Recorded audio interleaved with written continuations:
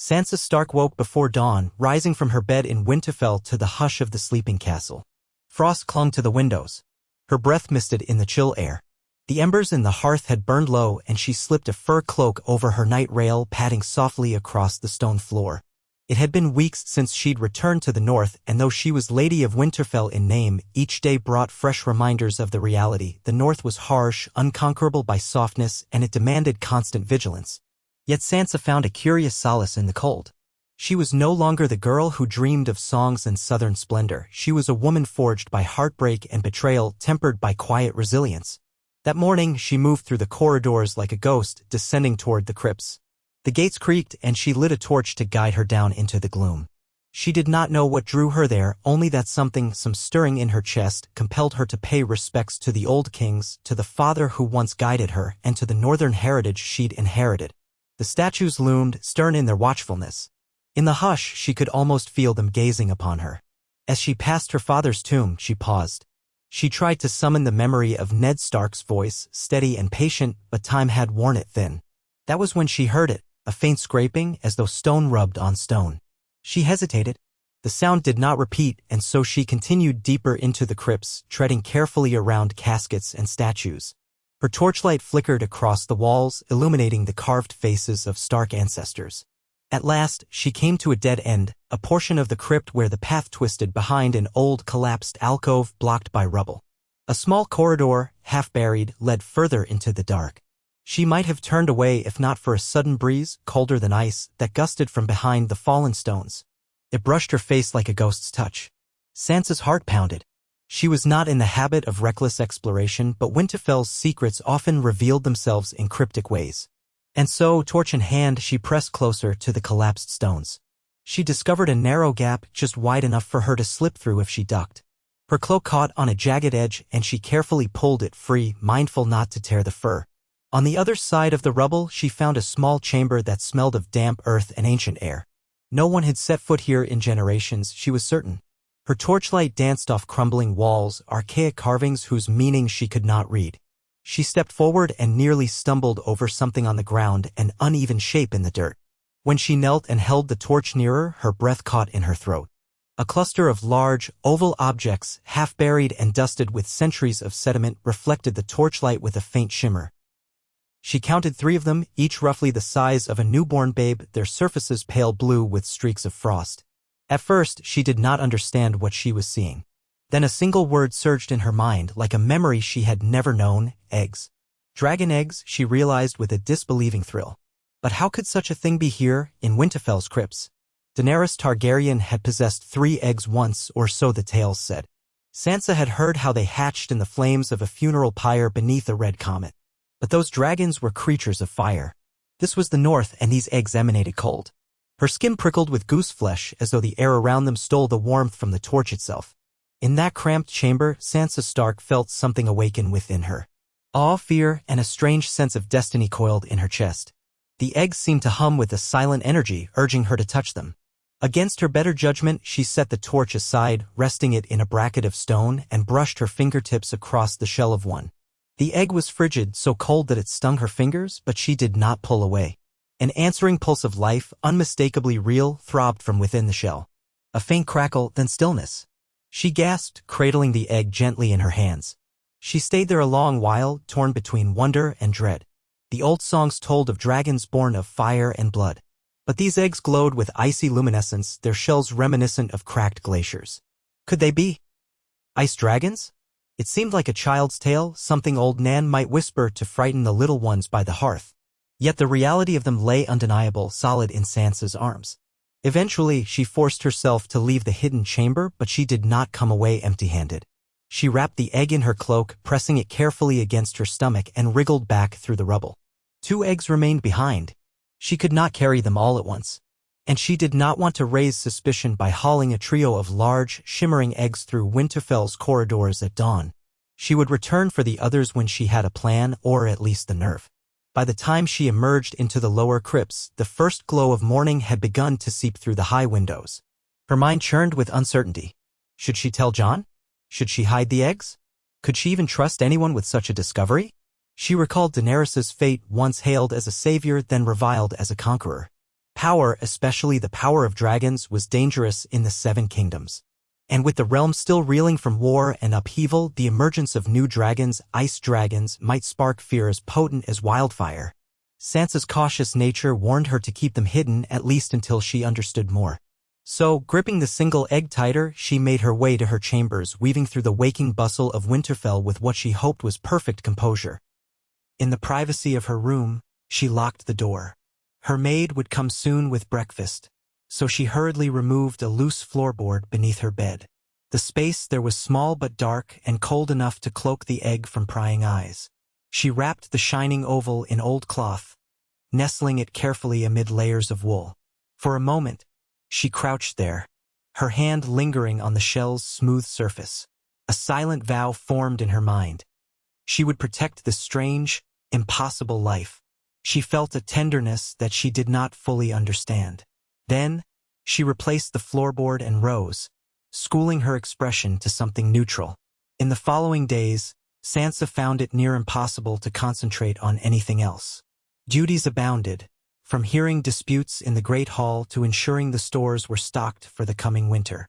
Arya had departed on her journeys again, restless as ever, and Bran had retreated into his eerie wisdom, often lost to visions. Jon was away forging alliances, trying to maintain the precarious peace that had settled over the north. So, the responsibilities of Winterfell fell heavily on Sansa's shoulders. Yet all the while, her thoughts strayed to the crypts below. Each evening, once the halls were quiet and only the wind howled outside, she would steal back down and slip through the rubble into that secret chamber, retrieving one more egg. She concealed them all beneath her bed, though she often worried the chill they gave off might be noticed by some passing guard or suspicious servant. To keep them from freezing the floor itself, she had thick blankets wrapped around each. Yet she soon discovered something curious. The eggs did not remain uniformly cold. On certain nights, particularly when the temperatures outside dropped below freezing, they grew warm to her touch, as though in defiance of the winter. Other nights, they were cold enough to burn. Sansa's dreams turned vivid, haunted by glacial dragons with eyes of pale sapphire, by fields of snow that shimmered under ghostly moonlight, and by ancient powers stirring beneath the earth. She would wake in a cold sweat, her heart pounding, uncertain whether those visions were portents or fantasies. Weeks turned into a month. Sansa began to despair that the eggs would never hatch. In secret, she consulted old tomes from Winterfell's library, dusty scrolls containing half-truths about dragons and magic. If they were indeed ice dragons, how did one bring them to life? Fire could hatch Valyrian eggs, but would that kill these unborn creatures, whose shells were wrought of frost and strange blue hues? No text provided a sure answer. They seemed to speak of fire dragons only. Ice dragons were believed by most to be mythical. Old Nan's tales whispered that ice dragons formed from living blizzards, that they rode the northern winds and breathed frigid frost capable of freezing armies in moments. One bitter night, a storm raged across the north. Snow battered Winterfell, howling across its battlements like a legion of ghosts. Sansa could not sleep, her mind restless with worry. So she rose from her bed, lit a small candle and knelt before the hidden eggs. An inexplicable pull compelled her to hold all three together in her arms. The moment her hand touched the first shell, she felt that same faint pulse, a living rhythm. She gathered them close, almost cradling them. The wind shrieked outside, rattling the shutters. And then, in the glow of her candle, she saw a faint shimmer pass over the shells. A spiderweb of cracks splintered across their surfaces. One by one, the eggs trembled. Sansa's eyes widened in silent astonishment. She braced them carefully, her entire body tensed. The first egg cracked open, and from within emerged a small, serpentine shape. Its scales glistened an icy white, tinged with blue along the ridges of its spine. In the dim candlelight, the hatchling's eyes burned with an otherworldly glow, pale as moonlit ice, flecked with silver. It made a soft chirping sound that was eerily sweet. Sansa stared, breath caught in her throat. A swirl of warmth and protectiveness welled up inside her, so fierce that tears gathered in her eyes. She had never borne children of her own, But in that instant, she felt a mother's love, raw, protective, and beyond reason. The second and third eggs hatched in quick succession. She found herself overwhelmed by 3 fragile creatures, each about the length of her forearm. They scrabbled weakly, wings folded against their slender bodies. The storm outside seemed to intensify, winds howling in wild gusts, as though the heavens themselves recognized the birth of something extraordinary. Awkwardly, Sansa sat on the floor, holding the newborn dragons close. Their frigid scales made her shiver, yet at the same time, a soothing numbness spread through her. Their tiny claws pricked her skin. Their breath, far from the fiery exhalation of Targaryen dragons, felt cool and crisp, like the breath of the night air. The hatchlings tested her scent with flicks of their forked tongues, pressing closer to her body's warmth. Though they were creatures of ice, they seemed to crave her presence, her heartbeat. She thought of how Daenerys had fed her newborn dragons on raw meat. Carefully, Sansa slipped to her feet, bundling the hatchlings in her cloak. Making sure the corridor outside her room was empty, she stole away to the kitchens. The hour was so late that even the night cooks were absent, leaving the space deserted. There, she found some leftover strips of frozen venison. She brought them back to her chamber and offered them to the dragons. They devoured the meat greedily, tiny jaws flashing. When the last scrap was gone, they curled against her with a docile contentment. She stayed awake until the storm began to abate, stroking their smooth heads, mesmerized by their luminous eyes. At last, near dawn, she drifted into a fitful sleep. The 3 creatures nestled around her like a living cloak of frost. Life changed irrevocably after that night. 3 hatchlings required constant attention. Sansa learned to keep them hidden, which was no small task. She realized with unease that they radiated a peculiar coldness. If they lingered in one spot for too long, frost patterns would bloom across the stone floors. So she fashioned them a makeshift enclosure in a disused tower room that had fallen into near ruin. It had no functioning fireplace, making it perpetually chilly, an ideal climate for them. She visited often, bringing them raw meats from the hunts, stroking their growing scales, and slowly, very slowly, forging a bond that defied common sense. Their presence both comforted her and filled her with a daunting sense of responsibility. If discovered, such creatures could plunge the North into chaos. Some might call them abominations, others might wish to exploit them. She trusted only herself to care for them. In time, the dragons grew. Their wings stretched, thin membranes shimmering with an iridescent sheen. Their bodies lengthened, spines grew sharper, and their once translucent scales hardened into plates of frosted crystal. They began to respond to her voice, each by a distinct name she had given them in private. She gave them names that invoked the winds, the winter, and the ancestors of House Stark, a cryptic homage to the North's legacy. They learned to coil around her arms, to nuzzle her cheek with surprising affection. At night, she had visions of them prowling the walls of Winterfell, guardians of ice and shadow, loyal only to their Stark mother. All the while, daily life went on. The lords of the North came and went, pledging fealty, seeking counsel, or complaining of bandits. Winterfell bustled with the complexities of governance. Sansa presided over each matter with practiced calm, but in her heart she always felt the pulse of that secret in the old tower. When she passed the tower's base in daylight, her dragons, hidden within, would sometimes stir as if sensing her presence. She wondered what would happen if one day they decided to break free, if a single roar announced their existence to the realm. That day, she knew, would set the North on a perilous path. As the months wore on, she discovered the dragons possessed peculiar abilities tied to their nature as creatures of ice. Their breath did not ignite anything in flame. Rather, it froze. In experiments she conducted with raw meat, the frost dragons exhaled a chilling mist that could solidify flesh in mere seconds. A terrifying power, potentially as destructive as any fire-breathing beast. Yet they also seemed more serene by temperament, calmer than the savage raptors she'd heard described in Targaryen lore. Perhaps their bond to her was partly the cause. They regarded her with something resembling trust or even devotion. She found she could soothe them with a hushed lullaby, a quiet song she remembered from childhood. Their eyes would droop, their fierce roars quieting to a gentle rumble. But secrets cannot remain hidden forever.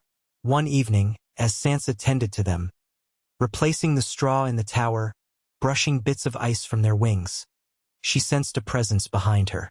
She spun around, heart hammering, to find Arya standing in the doorway. Her sister's expression was unreadable in the dusk. How long had she been there? Sansa tried to speak, but words failed her. She braced for accusations, for anger or perhaps fear. Instead, Arya's eyes flicked between the three dragons, each of which had grown to the size of large hounds, though leaner and still partially graceful in youth. After a tense moment, Arya closed the tower door behind her. She stepped forward slowly, arms relaxed. "They're real," Arya said at last. "I thought maybe you were training wolves in secret or something else. But you have dragons, Sansa." Sansa nodded, still catching her breath. "I wanted to tell you, but I was afraid of what it would mean." Arya moved closer, cautious but not afraid. One of the dragons sniffed her cloak, exhaling a plume of white frost. Arya did not flinch. She had witnessed too many strange things in her travels to startle easily. Gently, she reached out and ran her fingertips along the dragon's neck. "They're cold," she murmured, a note of wonder in her voice. "What are we going to do with them?" For a moment, Sansa felt tears prick at her eyes. She had expected confrontation, but Arya's acceptance, even curiosity, was a balm to her fears. "I don't know yet. I'm not even sure how they came to be, but I can't let them go. They're part of us now, part of the North." Arya's mouth quirked in a half-smile. "I always liked your wolves better than your knights," she teased gently, referencing old quarrels from childhood. Her gaze turned serious. "We should keep them safe. Keep them secret until we're ready to show the world. People might fear them. They might try to kill them or worse, take them. You know how the lords can be." Sansa nodded, relief flooding through her. "Will you help me?" Arya nodded without hesitation. "Of course." From that moment on, the dragons had two devoted caretakers. Arya brought them fresh kills from her hunting trips, sometimes letting them feed on snow hares or small deer. She discovered that the dragons preferred their prey still cold, though not frozen solid. Sansa marveled at how swiftly the creatures adapted to the environment, gliding short distances within the tower and perching like pale gargoyles on the crumbling ledges. She and Arya spent many evenings learning the dragons' behaviors, how they responded to the changing temperatures, how their glacial eyes followed the faintest movement, how they communicated in a series of soft clicks and hisses. A bond formed between the siblings as well, a closeness that reminded them of what they once were, two sisters who had taken vastly different roads yet still found their way back to each other in the end. But even with Arya's help, the burden of secrecy weighed heavily on Sansa. She dreaded the day Jon returned, or worse, that some watchful guard noticed strange animal tracks in the snow near the tower. Late one night, it happened, the steward, an older man who liked to ensure the fortress was secure, nearly stumbled upon them as he made his rounds. Sansa and Arya had snuck through the courtyards to bring the dragons some fresh game. As they stepped outside, the dragons trailing behind, they heard footsteps. Frantic, they guided the beasts behind a shattered wall. There they cowered, dragons whining softly as the steward's lantern swept the courtyard. Thankfully, the wind was high and the swirling snow likely obscured footprints. After a tense moment, the steward moved on. Sansa's heart pounded in her ears, realizing how close they had come to exposure. Disaster struck sooner than either sister expected. One crisp morning, ravens arrived bearing troubling news. Beyond the wall, rumors spoke of lingering undead. Not a full army, but pockets of reanimated corpses had been sighted, stragglers left behind after the downfall of the Night King. Wildlings and rangers alike whispered that these wights were wandering aimlessly, yet still dangerous. Some attacked small settlements, slaughtering the living and adding to their ranks. Though the realm thought the Great War ended, a shadow remained. Sansa convened with her council. The lords demanded action, fearful of any new threat. Jon was still away negotiating trade routes, so the burden fell to Sansa.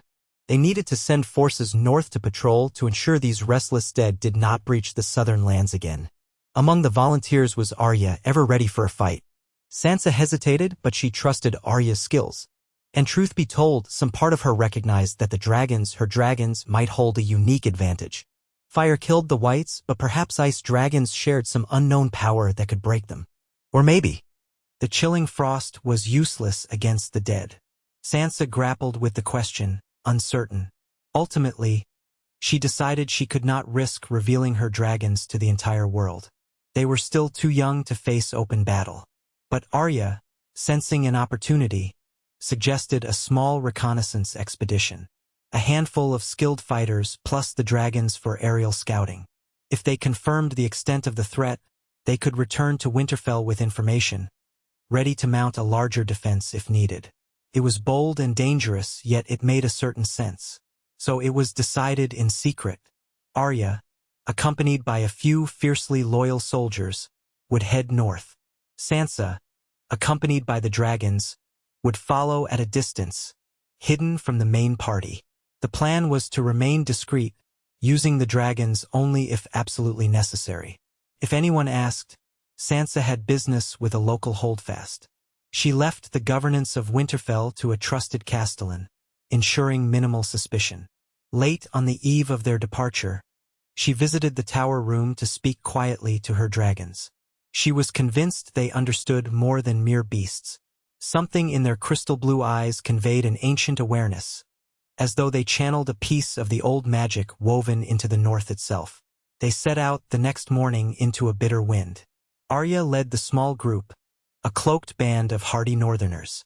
Sansa followed some distance behind, the dragons concealed in a covered wagon. She had arranged the wagon's interior to be as cold as possible. Packed with blocks of ice cut from a frozen lake, sealed with layers of thick furs to keep the inside dark. The dragons were restless, but they tolerated the cramped space, curling around each other for warmth and comfort.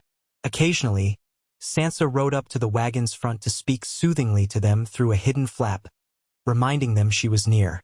The journey took them past the last hearth, the once proud seat of House Umber. Time and war had ravaged it, but signs of rebuilding were evident. The small folk they encountered spoke in hushed tones of strange sightings in the far north. Flickers of eerie blue light in the forests at night, shapes that did not move like living creatures. Many families had migrated south to avoid any risk of a second undead calamity. The roads were emptier than usual, lending an ominous air to their travels. Each dusk, they made camp in the lee of some hill or near a frozen stream, always vigilant. Sansa tried to act composed, but her nerves were frayed. She spent hours each night ensuring the dragons remained calm, giving them small bits of dried meat and whispering lullabies until they drifted off. At last, they neared the remnants of the wall, that colossal edifice that had once guarded the realm for thousands of years. Large sections still stood, but it was no longer the impenetrable barrier of legend. The eastern portion near Eastwatch had collapsed in the war against the Night King, and men could cross more freely than ever. That said, the true danger lay beyond the wall's skeletal remains, the haunted forests and frozen wastes where the whites might roam. Arya and her fighters ventured ahead, leaving Sansa and the wagon in a sheltered hollow. As darkness fell, Sansa huddled by a small fire, her breath pluming in the cold air, heart heavy with dread. She did not have to wait long. Near midnight, a rider galloped back into camp, pale-faced and trembling. "My lady," he stammered. "We found them or they found us. At least a dozen whites. Maybe more." Arya led them away, told me to come for reinforcements. A jolt of terror coursed through Sansa. She glanced toward the wagon where her dragons stirred, as if sensing her alarm. She weighed the risks. Revealing the dragons to her own men might provoke shock or even horror. But leaving Arya in danger was unthinkable. She exhaled, stood tall, and signaled to her handful of guards. "We must go," she said. "Follow me." There was no time for further explanation.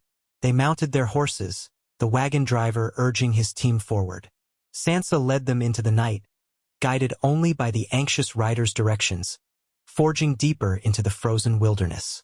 They found Arya in a snowy clearing beneath pale moonlight.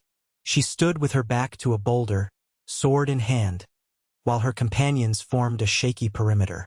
In front of them, a ragged cluster of whites shambled forward, once human, now little more than corpses on puppet strings. Their eyes glowed with malevolent blue light. The ring of defenders was outnumbered, pinned down. A small fire burned near the center, providing some illumination but little solace. The moment Sansa arrived, the whites hissed, turning their dead gazes upon the new arrivals. Some broke away, beginning a slow but relentless march toward Sansa's men. Her heart thumped. She turned to her guards. "Stand ready," she ordered, voice stronger than she felt inside. "I have a weapon." With that, she hurried to the wagon. The driver stared at her with confusion as she slid open the wooden doors. Inside, the dragons thrashed, picking up the scent of undead. Their growls sounded like blocks of ice grinding against one another. Sansa removed the heavy tarp that concealed them from view. For a breathless moment, her own men glimpsed the creatures in the moonlight, their scales flashing in ghostly hues of white and blue, eyes glimmering with an uncanny brilliance. Gasps and curses tore through the night. Sansa placed one hand on the nearest dragon's neck, feeling the frigid vibration of its suppressed roar. "With me," she murmured. She walked them out into the open. The nearest whites paused, as though registering this new presence. Then, as if seized by some compulsion, they advanced in a clumsy rush. Sansa could smell their decay in the frosty air. "Now," she whispered, her heart hammering. The dragons unleashed a roar in unison, a thunderous sound that rattled the trees. Then they exhaled. A swirling mist of pale frost erupted from their jaws, enveloping the closest whites. Sansa watched, awestruck, as ice crystals formed instantly on the dead flesh. The whites slowed, stiffening as layers of frost encased them.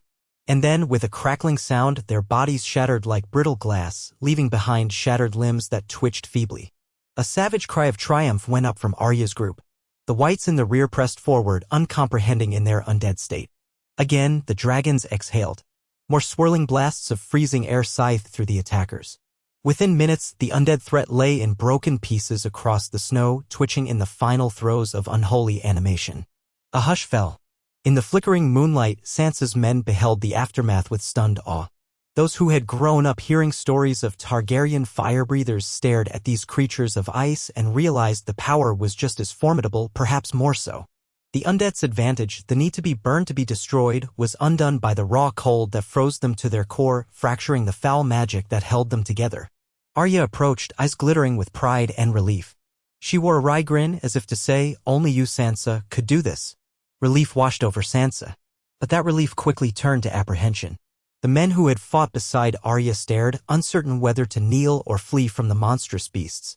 Some were clearly terrified, others looked on with something akin to reverence. Sansa raised her voice, still quivering from adrenaline. "Hear me," she said. "I know this is unexpected, but these dragons stand with us.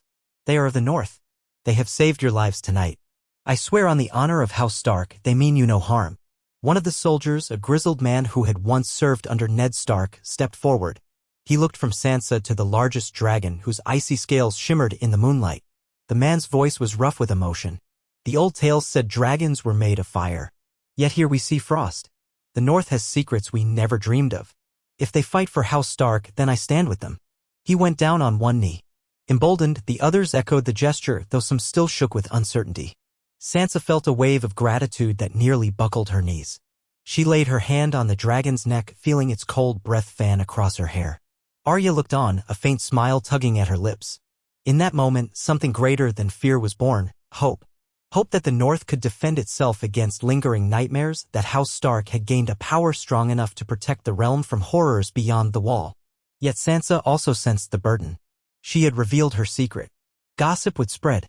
The realm would soon learn that dragons, ice dragons, had emerged in the North, bound to the will of Sansa Stark. 2 days later, they returned to Winterfell, escorting the wagons back in silence. News traveled faster than ravens. When they arrived, a crowd had gathered in the courtyard, murmuring anxiously. Guards parted to allow Sansa's party through. She could feel every eye fix on the wagon, though she had partially closed it to conceal the dragons.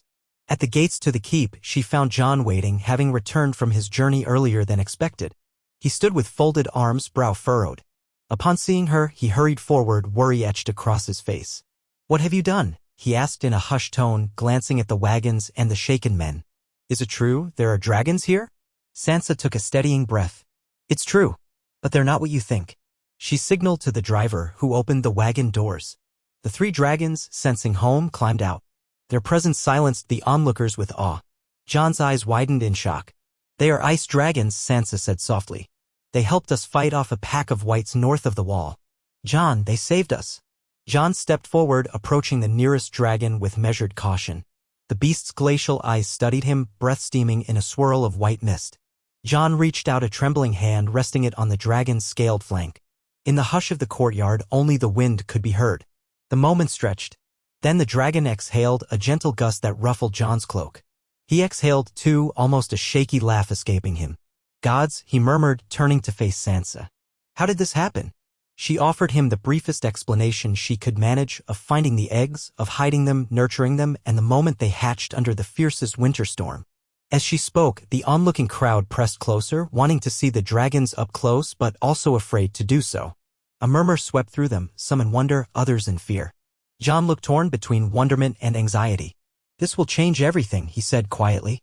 The realm will see them as a threat or a miracle or both. Sansa nodded. They are here to protect our home, Jon. To guard the north. They're not tools for conquest or destruction. She glanced at the crowd, her voice carrying. That is not our way. It was then that she noticed a tall figure at the edge of the courtyard, Tyrion Lannister, who had come north again on some diplomatic errand. He watched the dragons with an unreadable expression, arms folded inside his heavy cloak. When he caught her eye, he gave a small, respectful incline of his head. Sansa's heart clenched at the memory of how Daenerys Targaryen had been both friend and foe, how her dragons had once inspired equal parts awe and terror. Now Sansa stood in a mirrored situation with creatures so foreign that none knew what to expect. But the difference, Sansa thought with a firm set of her jaw, was that she had no intention of forging an empire in blood and fear. She wanted only the North's safety, perhaps the realm's safety if danger returned. In the days that followed, the rumor of the ice dragons spread beyond Winterfell to all corners of Westeros. Some scoffed in disbelief. Others saw in it a sign that the gods favored House Stark. Invitations and emissaries began to arrive, seeking to know the truth. Sansa navigated this with careful diplomacy. She refused to put her dragons on display like curiosities at a royal menagerie. Instead, she offered a straightforward statement.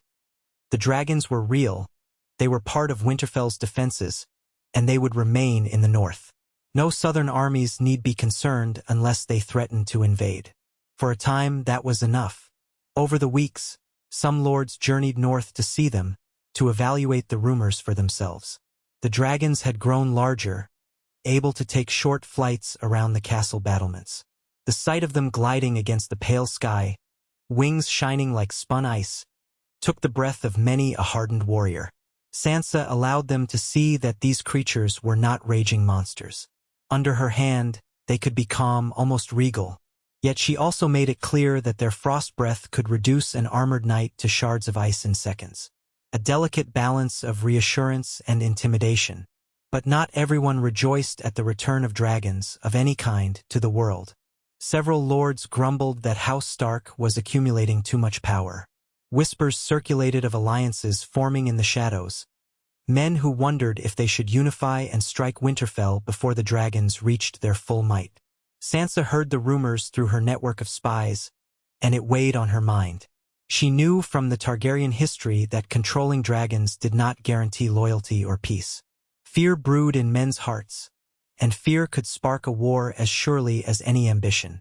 Amid this tension, the reemergence of undead threats grew more frequent. More stray whites were reported north of the wall, wandering in packs. Some free folk claimed to have seen a pale figure with a crown of ice leading them, a new necromancer or some remnant of the White Walker's power. Panic began to ripple through the northern settlements. They looked to Winterfell for help. Sansa, determined not to let the horrors of the long night repeat themselves, called upon her bannermen and set out with a sizable force to face these undead. She took the dragons, of course. On a bitter morning, the forces gathered near the Frostfangs, where scouts reported the whites had massed in a hidden valley. Jon was there, along with Arya, Tyrion, and a contingent of seasoned warriors. Watching from a hill, they saw a ragged army of the dead milling aimlessly, perhaps 200 strong, pinned in a shallow basin by the surrounding cliffs. On a ridge overlooking them stood the figure rumored by the wildlings, a tall shape in pale armor, with eyes that glowed a piercing blue. Sansa felt a chill deeper than the winter wind. She thought of the Night King, long slain, but this new entity radiated a similar malevolence. She glanced at her dragons, each now the size of a carriage, their wings more powerful, their roars louder. Could their frost breath quell such abominations for good? They planned a coordinated assault. Sansa would fly overhead with the dragons, unleashing their freezing breath. Jon and Arya would lead the ground forces, armed with dragaglass and steel. Tyrion would remain with a smaller reserve to protect their flanks, ensuring none of the undead slipped away. The challenge was that the dead did not fear death, nor cold, nor pain. Yet the previous skirmish had shown the dragon's power could shatter them. The question was whether they could disrupt the magic animating so many at once, especially under the control of this new White Walker-like being. With the wind whipping through her hair, Sansa mounted the largest of her dragons, whose name she had given only to her family, a name that invoked the memory of long-dead Stark heroes. She had practiced riding for weeks in secret, shaky at first, but now she had gained some confidence, though her heart still pounded when she felt the beast's muscles coil beneath her. The other two dragons soared close, unbound by riders. Sansa signaled to Jon and Arya below, and they began their approach. Trumpets blared, banners snapped, and men shouted, forging a line of steel that advanced steadily across the snow. Then Sansa urged her dragon forward. The beast leapt into the sky, wings unfurling in a thunderous rush. The cold air stung her cheeks. The smaller dragons followed in a tight formation. Below, the mass of white stirred, turning their heads in unison to track the dragons overhead. Their pale eyes glittered. The tall figure on the ridge raised a jagged spear of ice, pointing it skyward. Sansa felt a jolt of dread, recalling how the Night King had once brought down a living dragon with a well-thrown lance. In a single breath, the undead lurched into motion, scrambling up the slopes with eerie determination. They clawed at the rocks, climbing with unnatural speed, trying to reach the heights where Sansa's forces must descend. But they were not quick enough. With a fierce cry, Sansa steered her dragon over the center of the valley. The creature roared, inhaled, and unleashed a billow of frigid mist that cascaded across the mass of whites below. Ice crackled instantly on their rotted limbs. Bodies seized, froze, and fractured. The other dragons joined, pouring streams of white frost in overlapping arcs. Below, Jon led a flank of soldiers up the slopes, finishing off any undead that remained mobile. The figure with the ice spear watched impassively. Then, with a sudden motion, it hurled the spear. Sansa felt her stomach lurch. The spear shot through the air with unnatural speed, aimed at her dragon's heart. She pulled hard on the reins, urging the dragon into a rolling turn. The spear missed by mere inches, slicing through a portion of the dragon's wing membrane. A ragged tear opened and the beast roared in pain, losing altitude. Sansa clung desperately, struggling to guide the wounded dragon away. The ground rushed up and they crash-landed in a swirl of snow.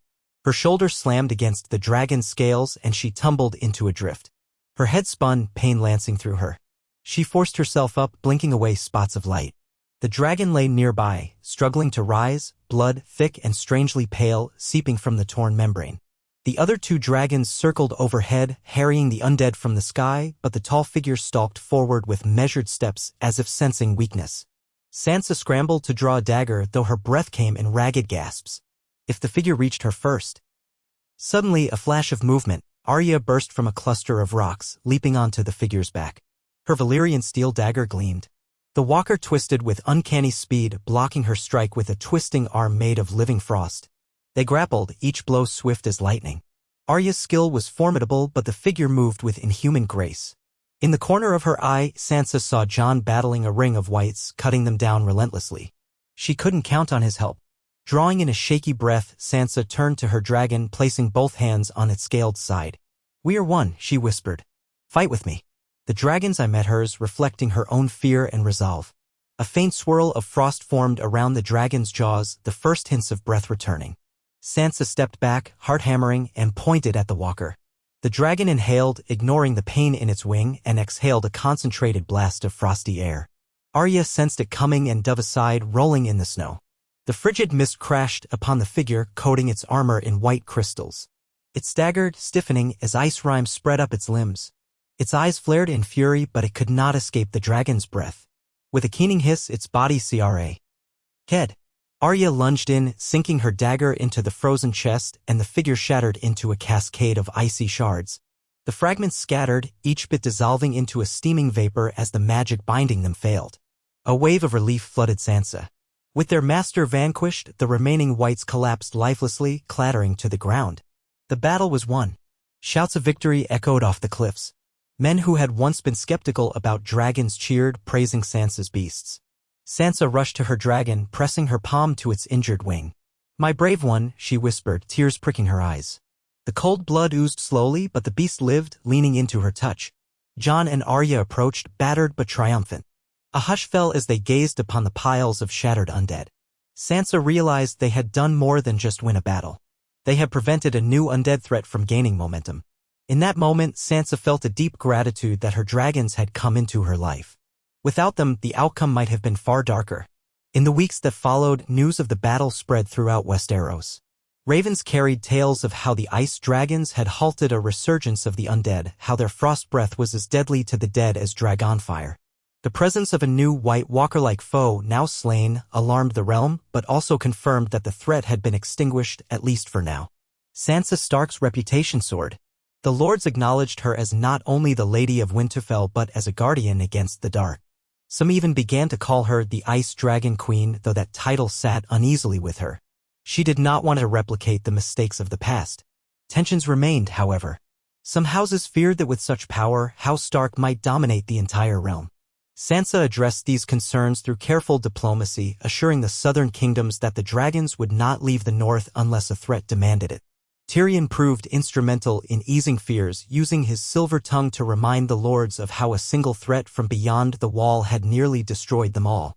It would be wise, he argued, to keep alliances intact with the north and its new protectors. Still, a gathering was called at Harrenhal, a neutral location where representatives from all the major houses could see the dragons firsthand and judge how best to proceed. Some whispered of forcing Sansa to relinquish them, or to broker a marriage alliance that would bind the dragons to another house. Others were more open-minded, seeing the benefit of having such a weapon against the lingering horrors of the winter. Sansa journeyed south with her retinue, the dragons flying overhead in a dramatic spectacle as they approached Harrenhal's ruined towers. Even in their youth, they were an imposing sight, the largest nearly double the size it had been during the White Skirmish. They circled lazily in the sky, their pale wings blotting out the sun in ghostly silhouettes. Below, lords and ladies gathered in the courtyard, some trembling at the memory of what fire dragons had done to Harrenhal centuries ago. The hush that fell was thick with apprehension. Sansa dismounted, flanked by Arya, Jon, and Tyrion. Before them stood a delegation including the Lord of the Vale, representatives from the Reach, Storm's End, Dorne, and a host of lesser lords. The older lords wore expressions of guarded caution while the younger ones looked on with unabashed awe. Sansa bowed her head in greeting, maintaining an air of calm confidence. She could feel the dragon's presence at her back like a living crown, but she willed herself to remain humble. Lord Royce of the Vale stepped forward, clearing his throat. "Lady Stark," he began, "we have summoned you here to discuss the matter of these creatures." He cast a wary glance at the circling dragons. "You must understand our concerns. The realm has known dragonfire before, and it led to rivers of blood." Sansa met his gaze levelly. "I understand your fears, my lord. But these are not the same dragons that once burned castles to the ground. They are creatures of frost and sky, sworn to protect the north. They have saved northern lives from the undead, and I believe they can safeguard the realm if another threat arises." A young noble from the Reach spoke up. "And if your intentions change, my lady? If you choose to march south with these dragons at your back?" Sansa did not falter. "House Stark has never sought conquest, only the defense of its people. My father taught me honor, not ambition. The north is vast, and we have no desire to rule over the green fields of the south. I ask for trust, though I understand it must be earned. Let the realm see that the dragons remain in the north unless summoned by a council of lords to face a common enemy. Let us stand united against any future menace. Winter does not heed petty borders or ambitions." Murmurs rose among the crowd, some more favorable than others. Tyrion stepped forward, addressing them with his trademark eloquence. He recounted how the presence of ice dragons had already averted a possible undead resurgence. He spoke of the necessity to remain vigilant, how the realm had seen enough bloodshed, and how uniting behind a shared protective force was wiser than attempting to claim or destroy it. His words had weight, for he was known to many as a survivor of countless intrigues, a man who had seen the worst that war could bring. After a tense debate, a consensus was reached. The lords agreed to a compact with Winterfell. The ice dragons would remain under Sansa's stewardship, to be called upon only if a threat emerged that endangered multiple kingdoms. In exchange, the North would not station the dragons or their riders south of Moat Cailin without explicit invitation from the other great lords. It was not a perfect arrangement, but it was a step toward peace, a measure of balance between fear and necessity. That night, in the half-ruined great hall of Harrenhal, a gathering took place. Wine and ale flowed, tensions eased, and wary courtesy replaced hostility. Sansa felt exhausted, but a quiet relief settled over her. She had navigated the realm's treacherous politics without bloodshed. She found a corner of the hall where she could rest, nursing a goblet of spiced wine. Jon approached, dropping onto a bench beside her with a weary sigh. "You did well," he said softly. "Father would be proud." Sansa managed a small smile. "Sometimes I feel I barely know what I'm doing," she admitted. "Everything is so precarious. One wrong step and we're at war." The dragons changed the game entirely. Jon nodded. "They do. But perhaps that's what the realm needed, a new power that forces everyone to think twice before spilling blood. If the dragons remain in the north, that might keep the peace. And if the dead ever come again," he trailed off, the memory of their last battle fresh in his mind. "Well, we'll be ready." Arya joined them, slipping in quietly. "I'd rather be on the road than stuck in these halls of politics," she grumbled, though a faint grin belied her words. "But I suppose it's better than open war. How are our dragons?" Sansa glanced toward the open courtyard beyond the hall where the 3 dragons perched on a massive fallen tower, their silhouettes stark against the night sky. "They're restless," she said. "They don't like being surrounded by stone and strangers. Once this is over, I'll take them home." Arya's gaze softened. "And then what?" Sansa's smile was tinged with wistfulness. "Then we do what we must, protect the north, keep watch for any threat, and care for them like family."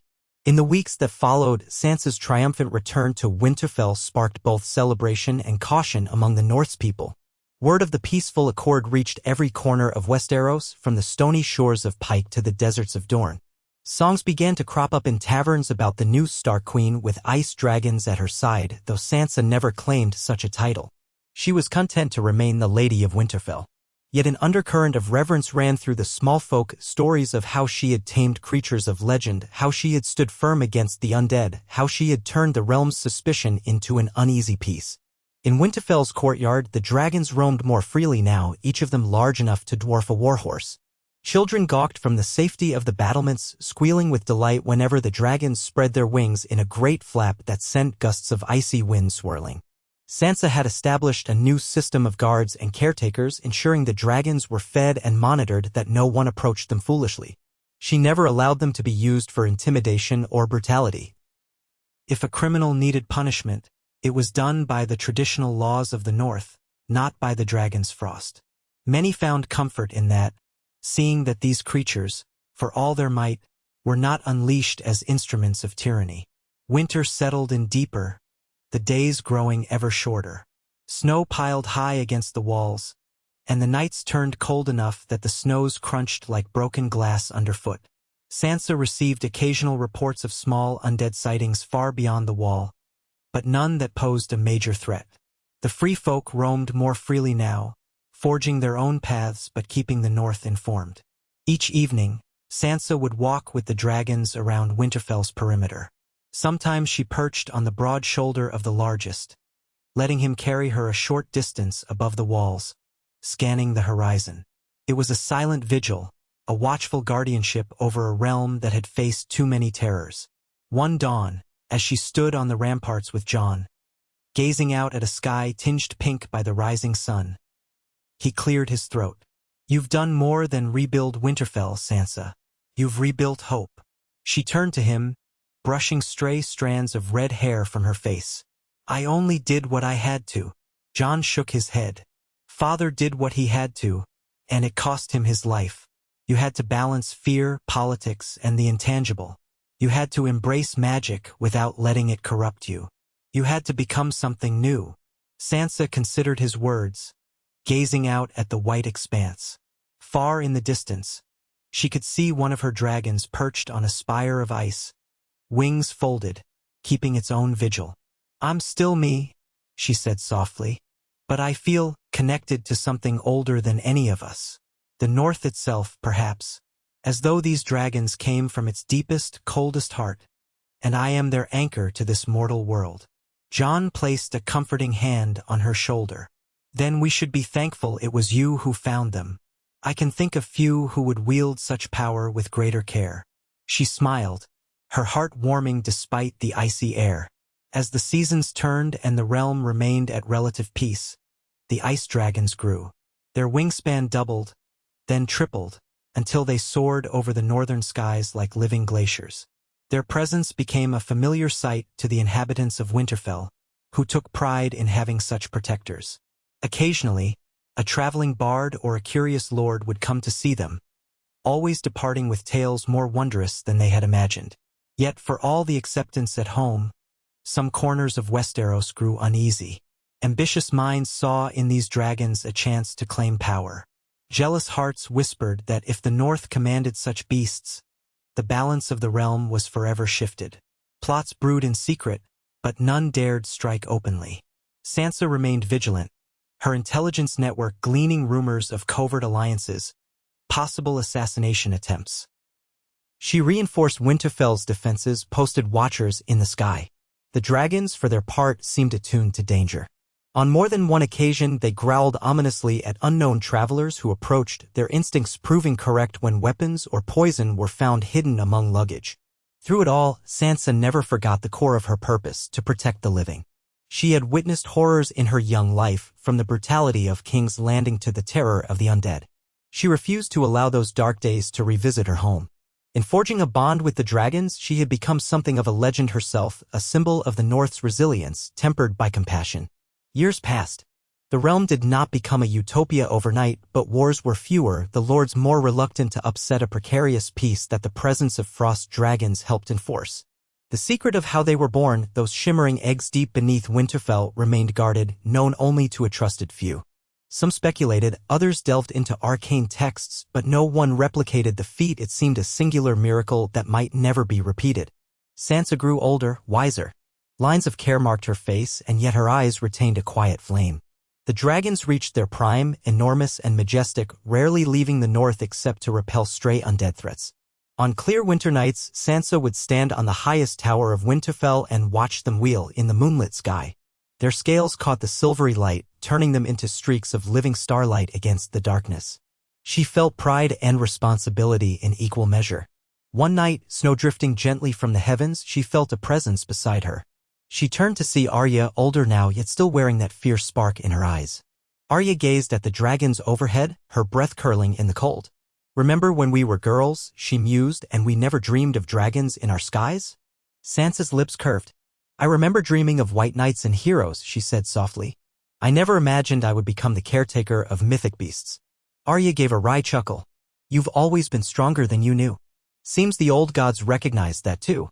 The North gave you its guardians, and you rose to the task." For a long moment, the sisters watched the spectacle above. Then Sansa sighed. "Sometimes I wonder if the dragons will outlive me, if they'll roam these skies long after I'm gone. I hope they remain protectors of the North, never twisted by greed or war. That is my greatest wish, that they continue the cycle of watchfulness, that the living can sleep without fear of the dead returning." Arya clasped Sansa's hand, a rare gesture of affection. "They will, as long as we hold to what we believe.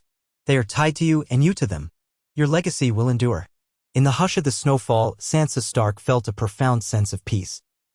She pictured her father's spirit watching over them, the entire lineage of Starks that had defended the North for millennia. Now, woven into that ancient tapestry were three magnificent dragons of ice, their souls bound to the woman who had hatched them and raised them in an act of daring faith. In the far future, the singers would pen ballads of how Lady Sansa Stark became the mother of ice dragons, how she guided them not through fear or fire, but through love, integrity, and the will to defend her home. Children in smoky taverns would whisper tales of the shimmering beasts that soared over Winterfell's ramparts, chasing away the nightmares that once plagued the realm. Scholars would debate the miraculous birth of frostbound eggs in the crypts of Winterfell, whether they were placed there by the children of the forest or conjured by some lost magic of the first men. None would know for certain, but those who lived in the North would remember. They would remember the day Sansa Stark revealed her dragons, how their glacial breath shattered the undead, how she stood firm against the cynicism and fear of lords from across the realm, forging a fragile but lasting peace. They would speak of her soft-spoken grace, her unwavering loyalty to her people, and the gentle ferocity with which she protected her charges. And in the end, it was not conquest or violence that defined her legacy. It was the quiet evenings when she would walk through the windswept courtyard, a slim figure in a heavy cloak, and raise a hand to stroke the muzzle of a dragon who bent its great head to her touch. The courtyard might be silent, the stars bright overhead, but the bond between them spoke of a love older than crowns and armies, a love anchored in the unbreakable spirit of the North. When, in the twilight of her years, she left Winterfell for the last time, she did so astride her largest dragon, its wings beating solemnly against the snowy sky. No one knows exactly where she went. Some said she flew beyond the wall to lay ancient spirits to rest. Others claimed she soared toward the dawn to find a land untouched by war. But the people of Winterfell watched until she and her dragon were but a speck on the horizon, tears freezing on their cheeks. Arya set off soon after, leaving a farewell carved into the weirwood tree, an ode to the sister who had become a legend. Years later, travelers in the far north sometimes whispered of a solitary figure and 3 great wings circling overhead, of a ghostly presence that soared across the tundra. Whether it was truly Sansa Stark, kept ageless by the magic of her dragons, or just the wind sculpting illusions in the snow, none could say. Yet the realm knew her name, revered her memory, and told the story of how a once timid girl had risen to become the quiet, steadfast guardian of her people, the mother of ice dragons chosen by the North itself. And so her tale passed into song and myth, binding her forever to the stark, unyielding land she loved, and to the legendary creatures that had found new life in Winterfell's ancient crypts.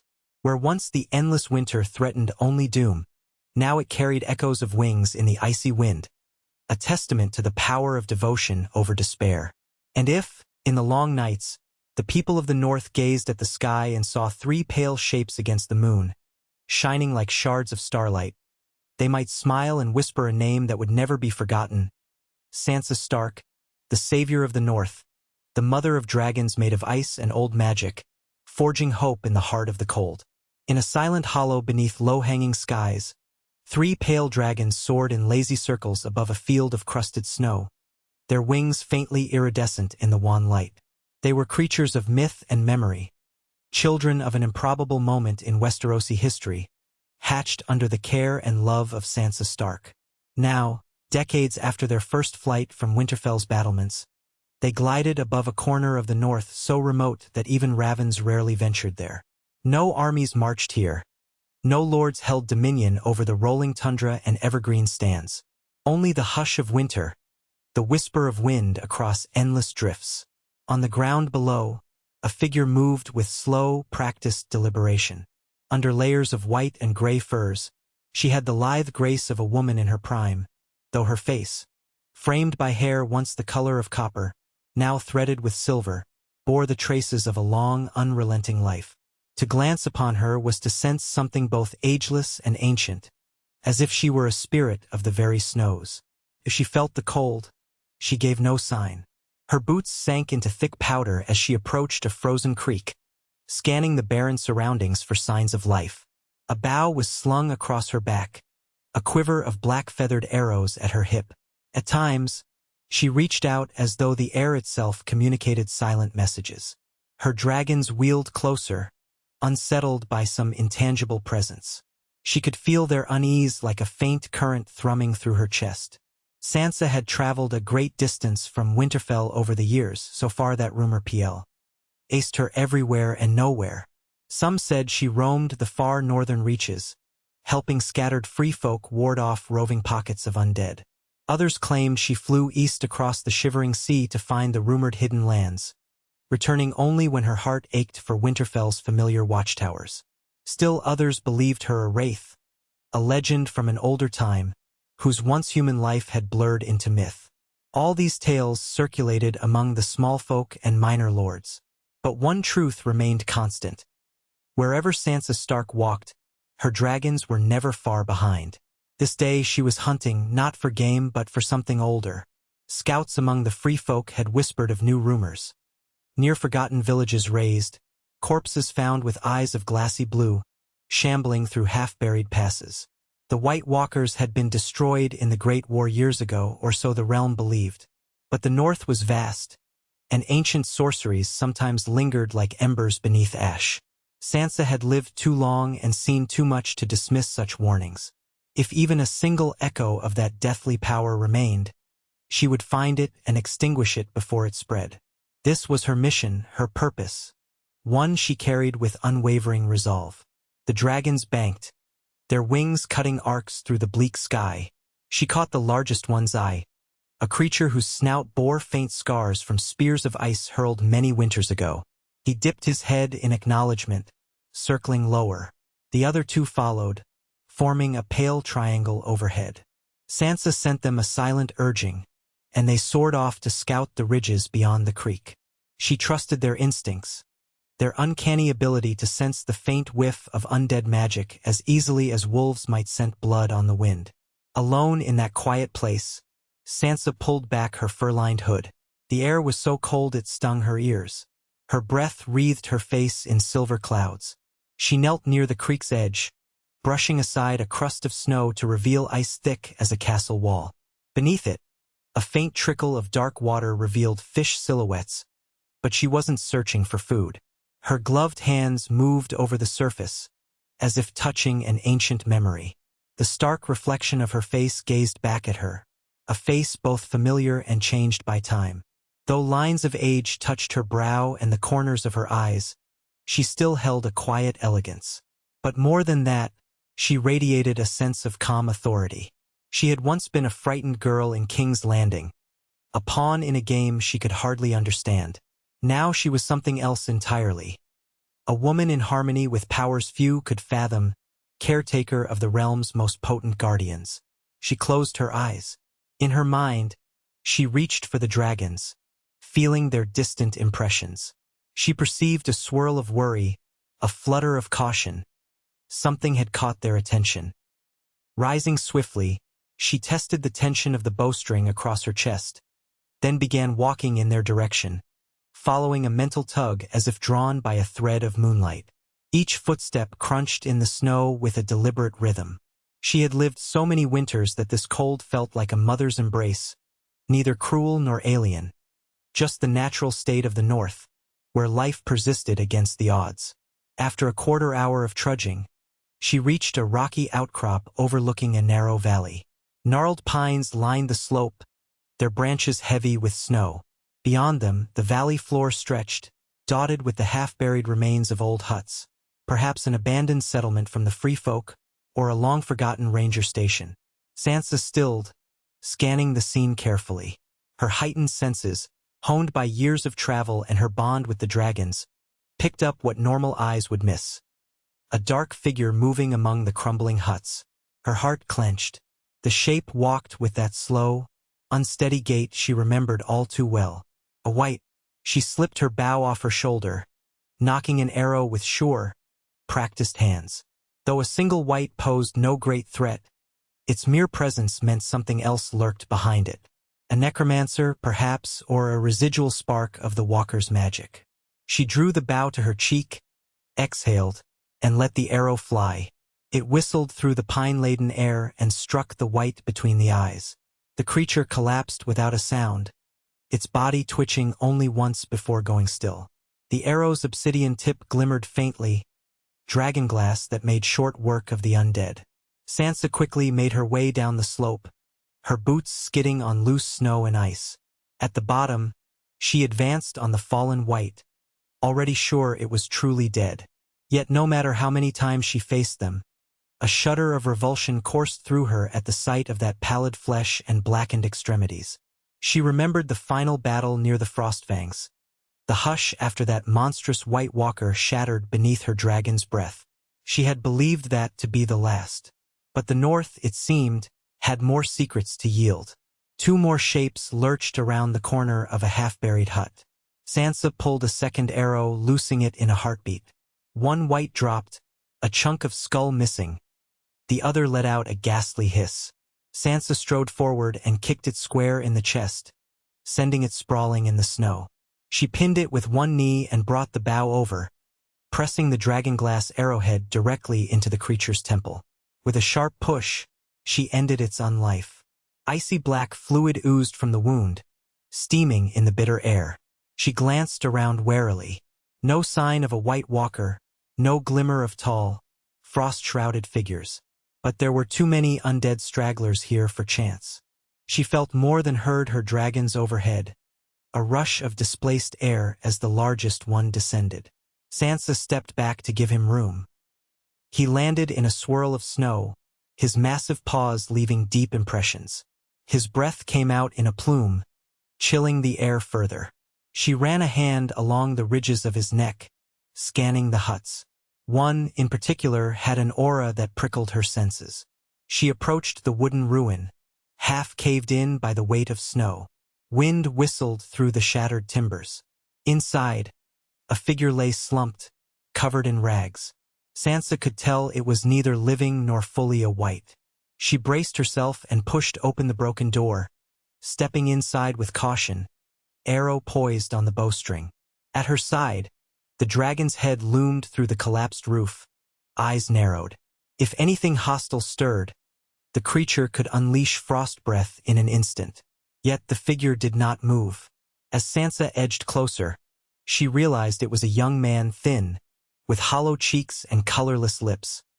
His eyes were rolled back in his head, though he clung to a faint spark of life. A single tear tracked down his icy face. With trembling effort, he turned to regard Sansa, a flicker of hope crossing his gaze. She lowered her bow and knelt, pressing gloved fingers to his neck. His skin was like cold stone, but she felt a shallow pulse. He opened cracked lips, a rasp escaping. "Help?" he breathed, voice barely audible over the wind. They came from the caves, deeper. There's something that woke them. Sansa leaned close, her heart in her throat. What is in the caves? His eyes rolled again, confusion or delirium clouding them. I saw a light blue, colder than anything. It raised the dead. I escaped, but they bit me. He moaned in pain. Sansa noticed dark bruises spreading along his shoulder where torn fabric revealed multiple puncture wounds. Some bites from wights were more than simple injuries. Sometimes they carried vile magic that hastened death and reanimation. She hesitated, glancing at her dragon overhead. The great beast grumbled softly. She understood him as if he'd spoken. The man is lost. Yet Sansa recalled how once, many years ago, a single act of mercy or defiance could ripple across fate. She would not leave him here to die alone. She pulled a flask from her belt and put it to his lips. "Drink," she said firmly. He sipped, choking on the strong liquid. A mixture of milk of the poppy, warmed wine, and a pinch of rare herbs she carried for dire circumstances. If it could not save his life, at least it might ease his passing. As he drank, tears froze on his eyelashes. "Please," he whispered. "Promise, you'll stop it." "I promise," Sansa said, gently brushing snow from his brow. "Rest now. You're safe." He breathed one last rattling sigh and went still, eyes half-lidded. Sansa remained kneeling for a moment, her head bowed in silent respect. The wind continued to whistle through the half-collapsed roof, stirring bitter memories of all the dead she had ever witnessed. Friends, family, nameless souls lost to war or to winter's cruel grip. The dragon withdrew its head, giving her space. Sansa rose and stepped outside, leaving the poor man to his final peace. She stared out at the valley, mind churning. A hidden cave somewhere in these hills, brimming with a cold magic strong enough to raise a handful of wights. It might be a leftover echo of the Night King's power. Or perhaps a new evil had arisen, akin to the walker she destroyed near the Frostfangs years ago. Either way, she could not ignore it. And she would not go blindly. She would gather her sisters in spirit, her allies in the north, and investigate. "Sister," came a low voice behind her. She turned, heart leaping, for she had not heard Arya approach. But it was not Arya. The speaker had used that word in a tone of familiarity, but Sansa did not immediately recognize the man. He was tall and broad-shouldered, wearing the rough furs of a free folk ranger. She had sensed no footsteps in the snow, no sign of movement, which unsettled her. One of her dragons rumbled a warning. "I have no brother among the free folk," Sansa said warily, reaching for an arrow. He lifted both hands, palms out in a gesture of peace. Snow dusted his thick beard and short, bristling hair. His eyes were gray, flecked with silver. "Forgive me. I spoke hastily. I meant only that we both serve the North. My name is Estywiren. I've followed your footsteps for days, hoping to aid you." She studied him, uncertain. Though her face revealed little, her dragon's posture indicated distrust as the beast loomed behind her like a pale monolith. "Aid me in what?" in cleansing these lands of the dead. Ren sighed, rubbing a gloved thumb across a tribal necklace that hung around his neck. I was there when that poor boy fled his village. I tried to save the others, but there were too many whites too swiftly raised. I saw you slay 3 as easily as snapping twigs. I've heard the songs that you are the mother of ice dragons. I would lend my spear if you'll have me. Sansa's gaze flicked to the necklace. It bore an emblem she recognized from free folk lore, supposedly a protective charm. She weighed his words, listening to the subtle timbre of his voice, scanning the set of his shoulders. Many had tried to cozy up to her in the past, for reasons both noble and foul. Yet something about Rn's presence resonated with sincerity. She felt no malice, no hidden greed. At least, none she could detect. You say you followed me, she said evenly. You're lucky my dragons didn't freeze you where you stood. He offered a wry half-smile. I was careful to keep my distance. I've heard they sense ill intent. I bear none. My village is gone, destroyed by these cursed dead. I want revenge, and if we can prevent more innocents from falling, all the better. Sansa exhaled, her breath a plume in the frosty air. In times of danger, alliances often formed in unexpected ways. She looked to her dragon, who swiveled his great head and snorted. No immediate hostility. She nodded. Very well. Keep close, but not too close to my children. They don't suffer strangers lightly. Ren bowed his head. As you command, Lady Stark. At her side, the large dragon rumbled as though reminding them of the present threat. Sansa's mind returned to the mention of caves.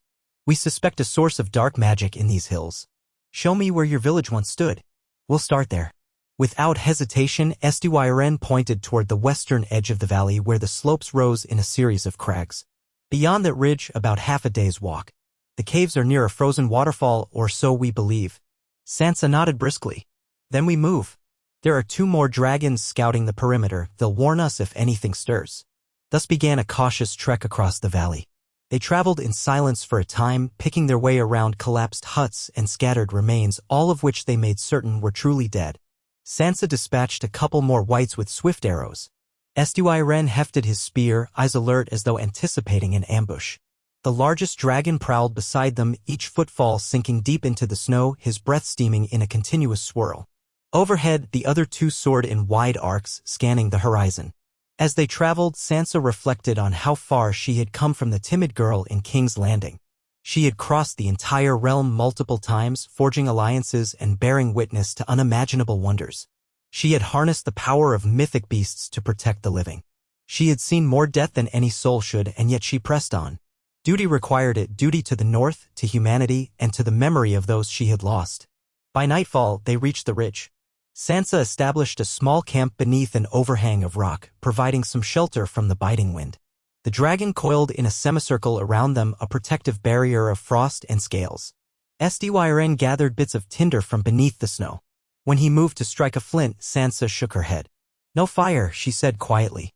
If there's a necromancer or something worse, the glow may draw attention. He paused, glancing at her. You'll freeze. The nights here are deadly. She only smiled faintly. I was born for the north.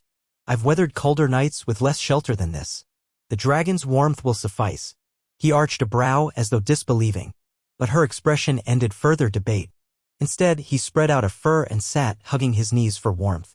They had rations of dried meat, which they chewed in silence. Above them, the wind moaned and clouds drifted across a half-moon. Occasionally, Sansa half-closed her eyes, reaching out to her other dragon's senses. She felt them coasting on the air currents, vigilant. They caught glimpses of distant shapes moving through canyons, but not clearly enough to discern living from undead. She let them remain in the sky, trusting them to alert her if something threatened. Hours later, in the deepest part of the night, Sansa stirred. She had dozed lightly, her back against the dragon's flank. Lulled by his slow breathing and the muffled hush of snow, her breath caught. She sensed a disturbance, faint but insistent, like a whisper too soft for the ears, but potent enough to ripple through her bond with the dragons. She rose silently, peering into the darkness. Ren was asleep beneath his fur blanket, oblivious. Her dragon lifted his head, nostrils flaring. A low growl rumbled in his throat. Easy, Sansa murmured, stroking a ridged horn on the dragon's crest. Show me. The dragon pressed its snout forward, sending a thin jet of frost breath that crackled across the ground. Sansa stepped into the circle of moonlight. First, she saw nothing. Then, movement along the distant slope. A flicker of motion, soon gone. It might have been an animal. Yet the sense of unease grew in her heart. Slowly, she left their makeshift camp, the dragon trailing behind. Each step was measured, scanning for danger. The sky overhead was a deep black, speckled with stars that glinted like ice chips. No other lights marred the land. Behind an outcropping, she found footprints. They were fresh, pressed into the snow. Large boots, a single set. She crouched to study them, her gloved fingers tracing the edges. They continued in a wavering path downhill, as though the person had been stumbling or moving erratically. Sansa's lips tightened. She recalled the young man's final words about something in the caves. Perhaps a lone survivor or an agent of the magic. She would not let them slip away.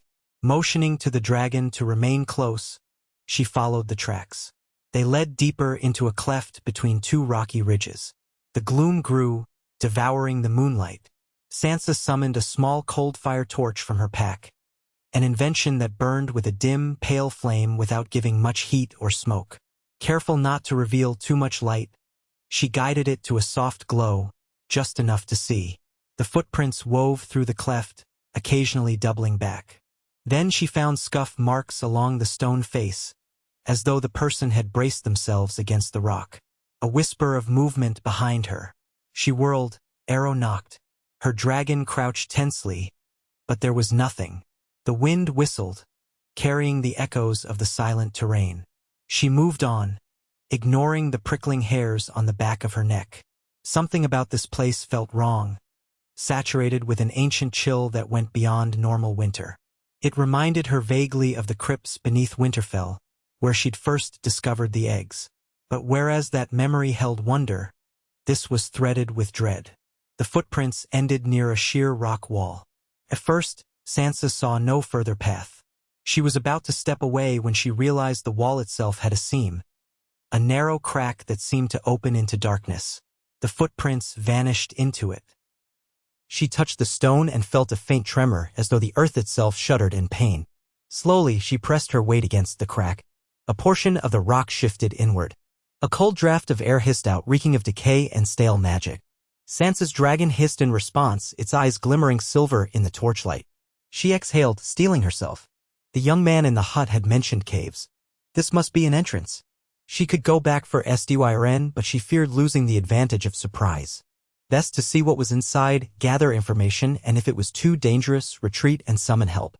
She had done this before, ventured into shadowy recesses of the world, guided only by caution and the unwavering presence of her dragon. Inside the fissure, the walls were slick with ice, shimmering a pale green under the torch's glow. The passage sloped downward, gradually expanding into a tunnel carved long ago by water or by hands unknown. Chunks of stone formed crude steps, descending deeper into the dark.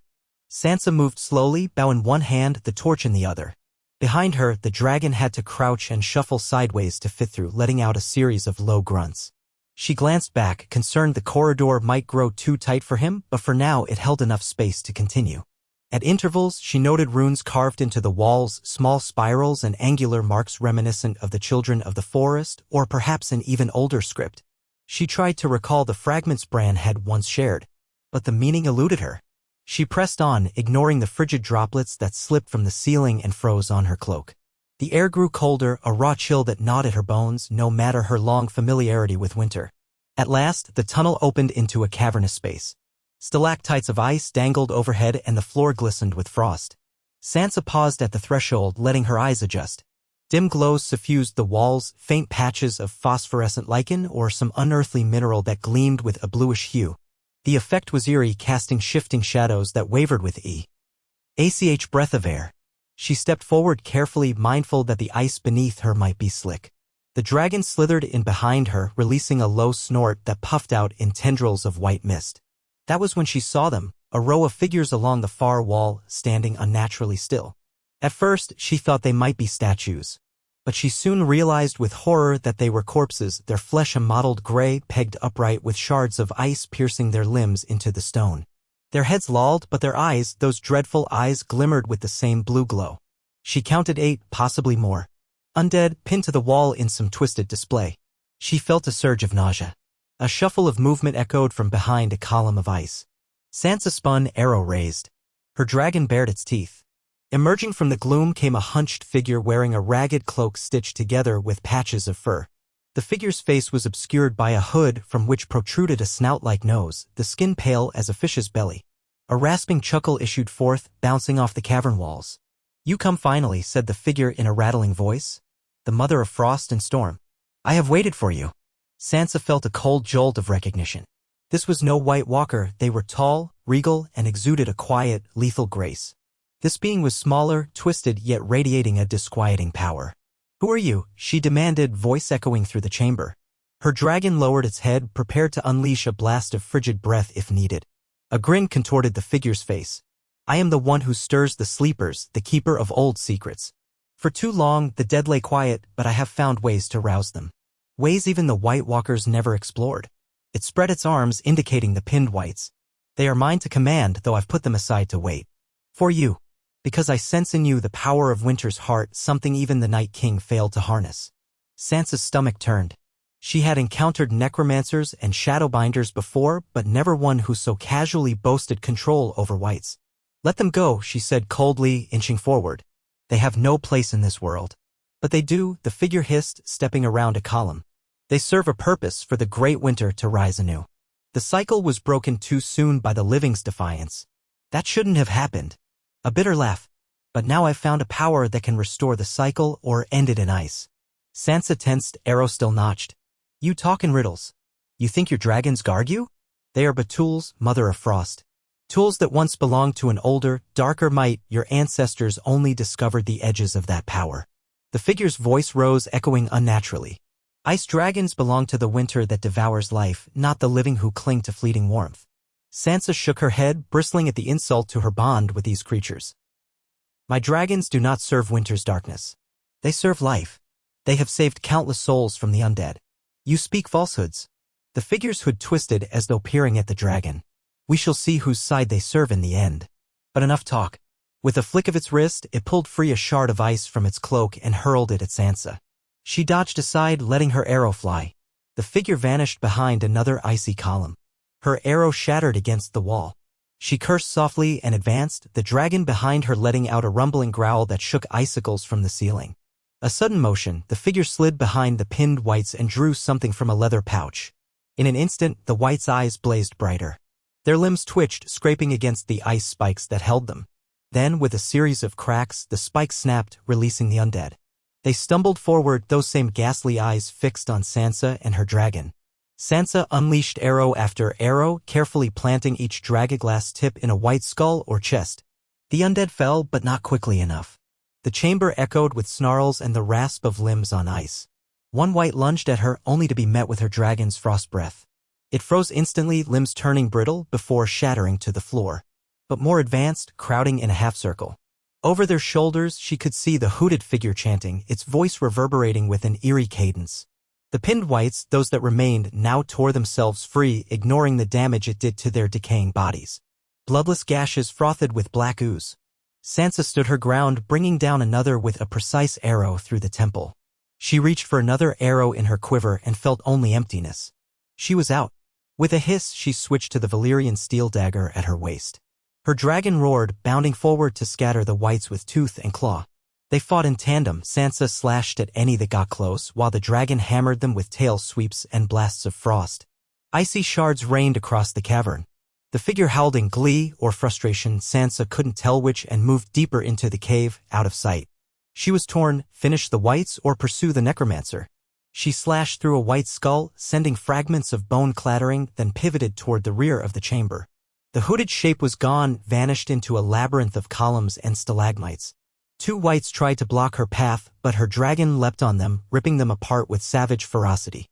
Freed of that obstacle, she sprinted forward, heart pounding.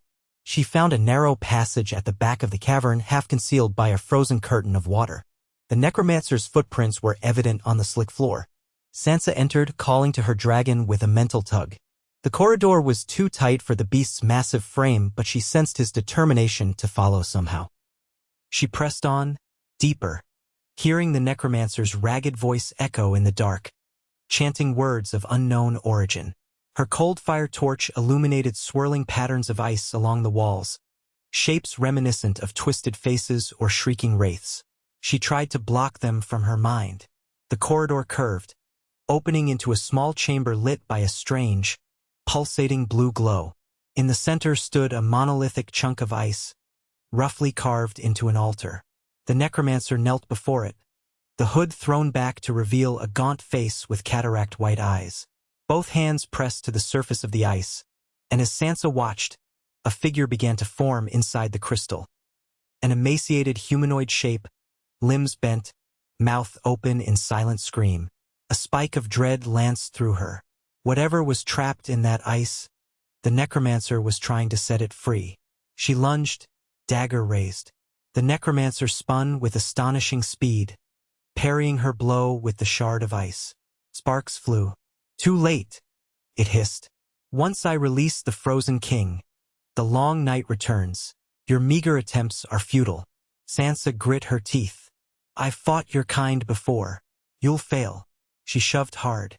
The necromancer staggered back, but not before raking an icy talon across her arm. Pain flared, and blood seeped through the tear in her sleeve, steaming in the frigid air. The necromancer lunged again. They locked in a deadly dance, steel dagger against supernatural ice. Each blow sent chips of ice flying.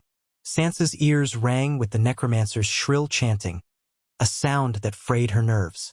Meanwhile, the shape within the monolithic ice twitched, cracks forming around it. Vibrations shook the chamber, threatening to bring down icicles from the ceiling. Sansa felt an urgent pulse within her chest, an echo from her dragons. She reached out through their bond, projecting a fierce call. She needed them. One responded swiftly, the younger male, more slender, able to navigate narrower passages. She felt him scrabbling through the corridors, forced to chip away at the walls to advance. Hurry, she silently implored. The necromancer's eyes glowed with unholy power, spittle flecking its twisted lips as it rained down strikes that Sansa barely parried. She realized with growing alarm that her dagger was starting to frost over. The shards of ice from the necromancer's weapon crept along the steel, forming a crystalline web. Each strike weakened her dagger. She had to end this quickly. She feigned a stumble, letting the necromancer dart in with a triumphant snarl. At the last moment, she pivoted, driving her shoulder into its chest, knocking it off balance. Then she brought her dagger up in a vicious arc. The blade found the necromancer's throat. A screech filled the chamber as black fluid spurted, hissing against the cold. The necromancer jerked, eyes wild, and tried to speak. Only a gurgle emerged. Sansa twisted the dagger, wrenching free in a spray of dark gore. The figure collapsed, twitching, hands clawing helplessly at the wound. Then it went still. Panting, Sansa turned to the altar. Cracks continued to spiderweb across the ice as though the summoning ritual had been set in motion and could not be stopped by the necromancer's death alone. She staggered closer, searching for a way to halt it. The shape inside was pushing outward, a nightmarish visage with elongated limbs and jagged teeth. The ice near its chest glowed with that eerie blue luminescence. Shards began to slough off, revealing patches of gray flesh. It was neither a wight nor a walker, something else. Something older? Her injured arm trembled, warm blood dripping into the snow at her feet. She pressed her free hand against it, hissing at the sting. Time was short. If this entity emerged, it might be unstoppable. Sansa recalled how fire could destroy ice magic, but these were ice dragons she had at her disposal, not flame. Yet that did not mean they couldn't help. The synergy she shared with them sometimes produced unexpected effects. The younger dragon burst into the chamber then, crawling on its belly to fit through the corridor. It hissed upon seeing the half-freed abomination. Sansa seized the moment, beckoning him closer. He extended his head, exhaling a tendril of frosty breath. The ice around the entity, ironically, froze harder. The crack stilled for a moment as if the outer layer had refortified. The shape inside jerked, arms twitching. A hideous wail reverberated through the chamber, muffled by the thickened ice. A tremor shook the room. The ground heaved, sending Sansa stumbling. Stalactites rained down, shattering on impact. She realized with mounting dread that the place might collapse. Again, she cried to the dragon. He unleashed another gust of frost, layering more icy crystals onto the coffin. She sensed the swirling magic inside, a violent clash between the entity's attempt to break free and the dragon's freezing breath. The air crackled with conflicting energies, forming swirling eddies of vapor. The entity shrieked, arms thrashing. Sansa pressed her bloody hand to the surface, ignoring the biting cold that scorched her skin. She poured her will into the bond she shared with the dragons. In that instant, she felt a powerful resonance, as though the dragon's breath was not merely cold but also laced with the protective essence that had grown within them since their hatching. A wave of intangible force surged through her into the ice. She heard her own voice ringing in her skull, "Let the living remain free. Let the dead remain dead." Light exploded from the monolith, a dazzling flash that blinded her momentarily. The entity inside wailed, its shriek abruptly cut off. When her vision cleared, she saw that the cracks had sealed, the figure within locked in place, frozen anew under countless layers of radiant ice. It was as if the dragon's power, guided by Sansa's will, had neutralized whatever unholy magic the necromancer had invoked. The glow faded, leaving a silent stillness. Her shoulders sagged in relief. She and the dragon exchanged a weary glance. The abomination was contained, for now. But she sensed it was not destroyed, merely imprisoned again. The question of what to do with such a thing loomed darkly. Could it be shattered entirely? If so, would that release some catastrophic force? She considered the possibility that it might be safer to leave it entombed here, sealed deeper beneath layers of ice, forever beyond mortal reach. Before she could decide, another tremor shook the chamber. A loud crack echoed from the corridor. The entire cave system was in danger of collapse. The dragon roared, thrashing its tail in alarm. Sansa pressed a trembling hand to the monolith one last time, focusing her thoughts. "Stay buried," she willed. "Let no one awaken you." Then she turned and fled, the dragon slinking after her. Behind them, a chunk of the ceiling crashed down, shattering on the floor. They raced back through the corridor, ice crumbling around them. By the time they reached the main cavern, the pinned whites were destroyed, their remains littered across the floor. Sansa's larger dragon stood among the carnage, along with Estiwaran, who was panting, spear in hand. Relief filled his face at the sight of her. But there was no time for explanations. "We must go," she shouted over the roar of cracking stone. All four of them, Sansa, the two dragons, and Estiwaran, bolted for the entrance tunnel. Rocks tumbled from the ceiling, splintering into shards of ice. The dragons took the brunt of the debris, protecting Sansa and Estiwaran. Their powerful wings shielded them, though the impact caused a chorus of pained roars. At last they emerged into the night air, breath steaming, hearts pounding. Behind them, the ground rumbled, and a portion of the hillside collapsed inward, burying the cavern and the necromancer's lair under tons of snow and rock. Sansa fell to her knees, clutching her wounded arm, breathing in ragged gulps of sub-zero air. Estiwaran dropped beside her, helping to press a fur scrap against the bleeding. The dragons circled them, anxious puffs of frost swirling in the moonlight. For a long moment, none spoke. The cataclysmic rumble subsided, replaced by the soft hiss of shifting snow. Estiwaran broke the silence. "By the gods! What happened in there?" She looked up, eyes burning with fatigue. "I'm not entirely sure," she admitted. "But there was something, a greater evil entombed in ice. That creature, that necromancer, sought to free it. We stopped them." "Stopped or delayed?" he asked, a shadow passing over his face. "That was no ordinary white-maker." Sansa grimaced, tightening the improvised bandage. "I think we've contained it, at least for now." She glanced at the collapsed slope. "But we can't assume it's gone forever. In time, someone else might stumble upon it. Or the dark powers might find a new host."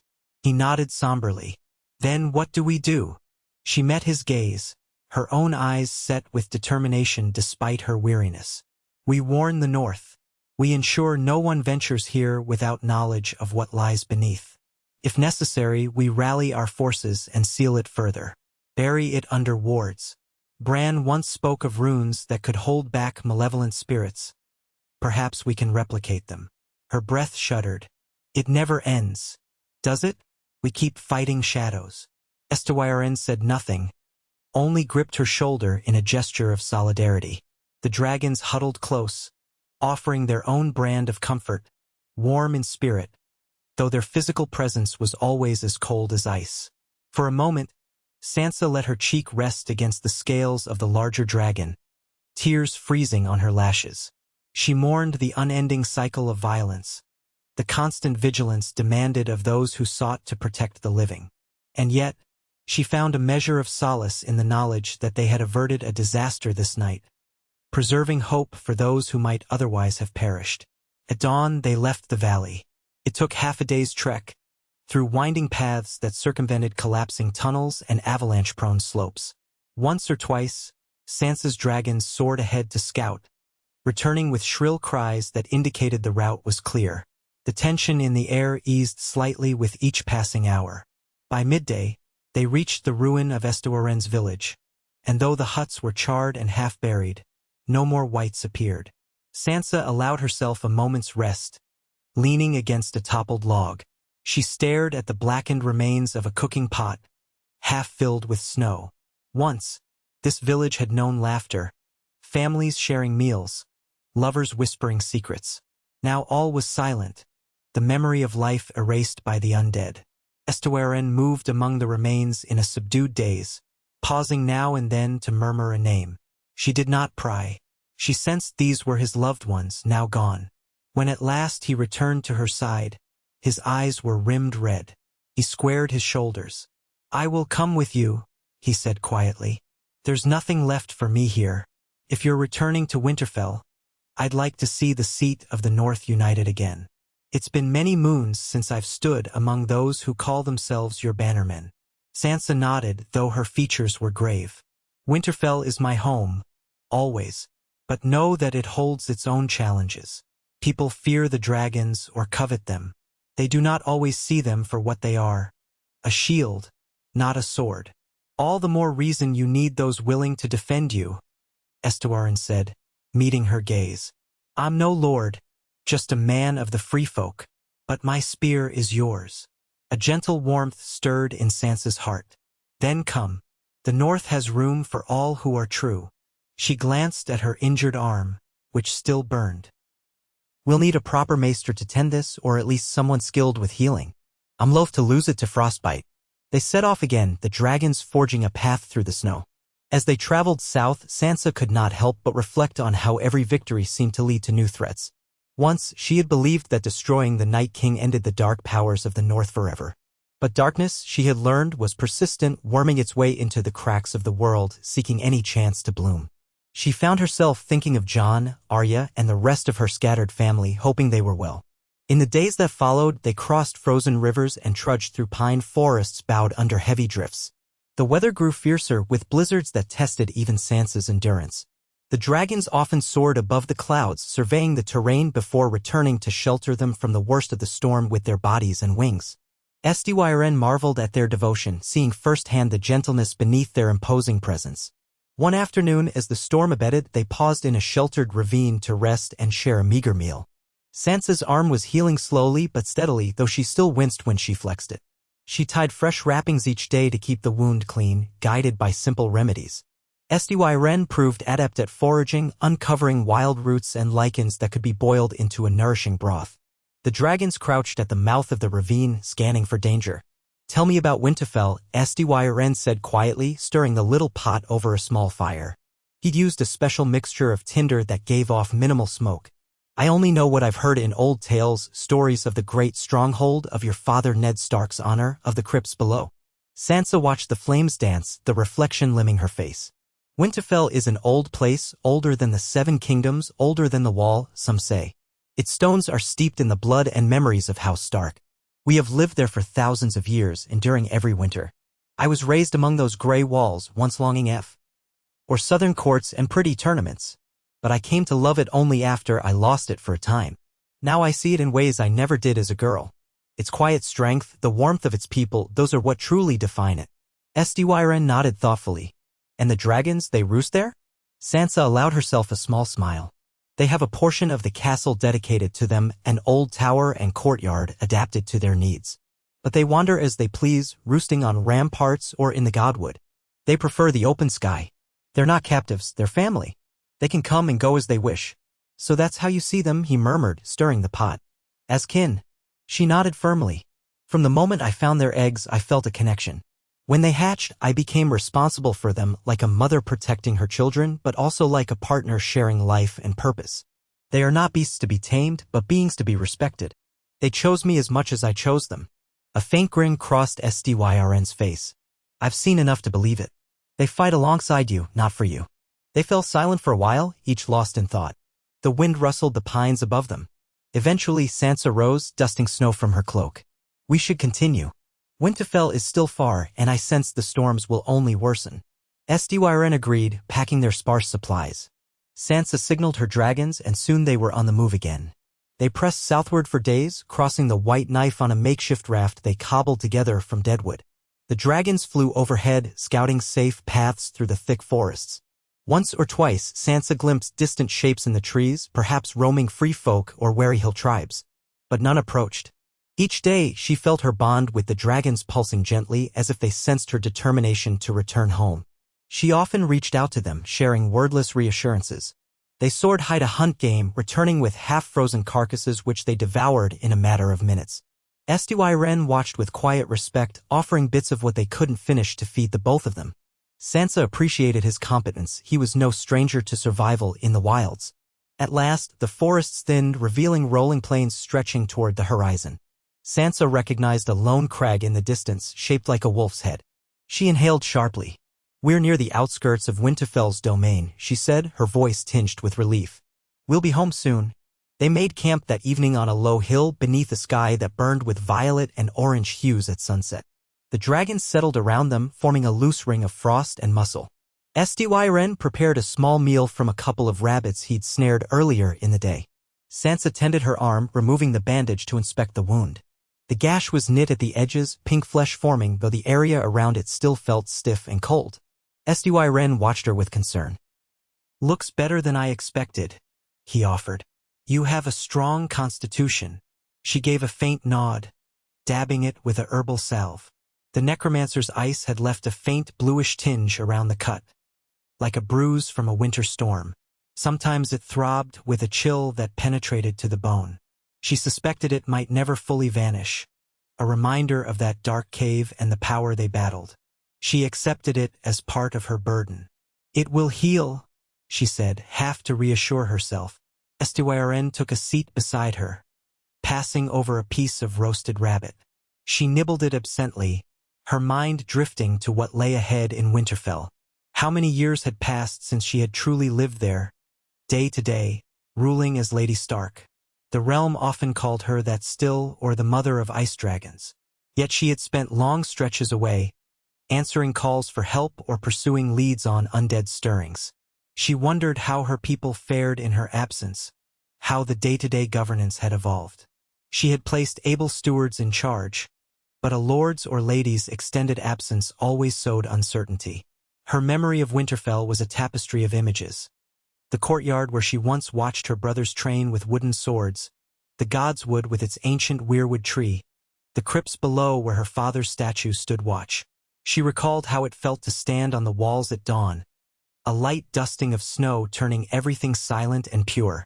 It called to her like a lullaby, reminding her of simpler times before the world's cruelties tested her at every turn. That night, she dreamed of the crypts. She walked among the statues of old kings and lords, their stone visages austere in the flickering torchlight. She sensed a presence behind her, and turned to see a faint silhouette. A young girl with a wolf's face, or so it seemed. The vision beckoned, leading her deeper, until she found 3 eggs cradled in the corner, shimmering with pale luminescence. A distant voice echoed through the stone corridors, warning her of a greater threat yet to come, of an encroaching storm that even dragons might not withstand. She reached out to the eggs, a plea on her lips, and awoke with her heart pounding. Morning light found her unsettled, gazing at the horizon with furrowed brows. She did not share the dream with Styrn, unsure of its meaning. Instead, she called her dragons together, urging them onward. They resumed their journey in silence, each step bringing them closer to Winterfell's familiar environs. By midday, they spotted the castle's distinctive silhouette emerging from a haze of snow. Gray walls, stout towers, smoke curling from chimneys. Even from a distance, Sansa recognized the architecture. The broken tower, the newly built annex for the dragons, the high ramparts where guards would pace. Her chest tightened with a swirl of emotion. Relief, anticipation, trepidation. The seat of her ancestors loomed ever larger. A horn sounded from the walls as soon as the dragons were sighted. People might have panicked if they didn't already know who rode these beasts. Sansa led them closer, noticing the gates opening. A party emerged, cloaked figures on horseback. At the forefront was a tall man in a heavy fur cloak, flanked by a woman carrying a banner of the dire wolf crest. When they drew near enough, Sansa made out their faces, old friends or at least loyal retainers. One was Burren Tallheart, a stalwart knight who had pledged himself to House Stark after the wars, the other Ellen, the steward who had served as a caretaker for the dragons in Sansa's absence. Burren reined in his horse, then swung down, striding forward. He knelt on one knee, head bowed. "My lady," he said, voice booming in the quiet. "Welcome home." Behind him, half a dozen mounted guards followed suit. Sansa dismounted, rather, she slipped off the side of her dragon, landing lightly in the snow. She raised a hand in greeting. "Rise, Ser Burren. You all look well, though I trust there have been no great troubles in my time away." Burren stood, a broad grin beneath his short-cropped beard. "All is well, my lady. Winterfell stands strong. There have been minor disputes, of course, but nothing we couldn't handle." His eyes flicked to the man at Sansa's side. "And who might this be?" Estywyren inclined his head, a bit awkwardly, unsure of protocol. "I am Estywyren," he said, "of the Free Folk. I traveled with Lady Stark from the far north. My village was destroyed by whites." A murmur passed through the guards. Burren's face grew somber. "Whites? Again?" Sansa nodded, gesturing for them to stand at ease. "A remnant. We dealt with it, but it's a sign that we must remain vigilant. We can speak more once we're inside." Ellen, the steward, moved forward, her eyes darting with interest at Estywyren, then lingering on the dragons. "We've prepared the old tower for their return, my lady. There's fresh straw and plenty of space. I'm sure they'll enjoy stretching their wings over the castle again." A tiny smile lifted Sansa's lips. "They always do." She looked to her dragons, who snorted in approval as if comprehending the invitation to rest. Satisfied, she motioned for them to accompany the group.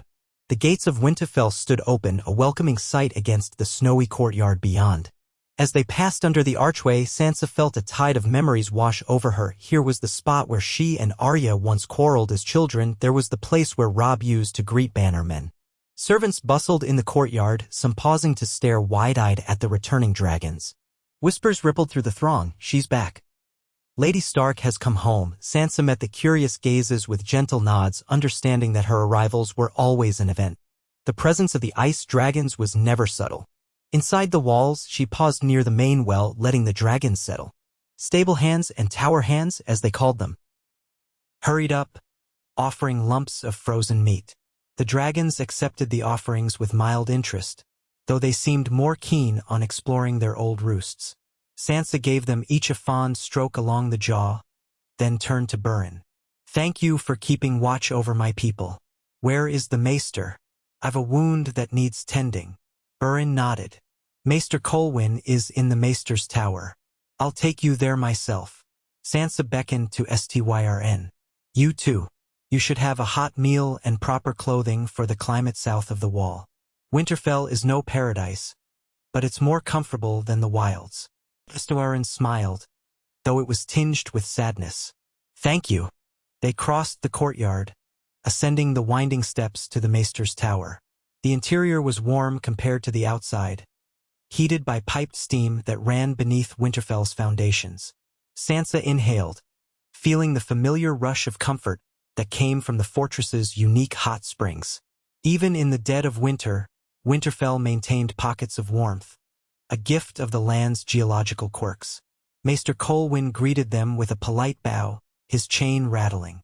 He was a lean man with kind features, his hair silver. Without fuss, he led Sansa to a small alcove where she could sit. He helped her remove her layers, revealing the bandaged wound on her forearm. A frown creased his brow at the bluish tinge around it. "How did this happen, my lady?" She explained succinctly, An encounter with a necromancer, the slash of ice-infused magic. The maester pursed his lips, carefully cleaning the area with warm water and astringent herbs. He hummed under his breath, as though suspecting the wound held traces of dark sorcery. He applied a poultice that smelled of cedar and pine, then wrapped it in fresh linen, mindful to keep it firm but not overly tight.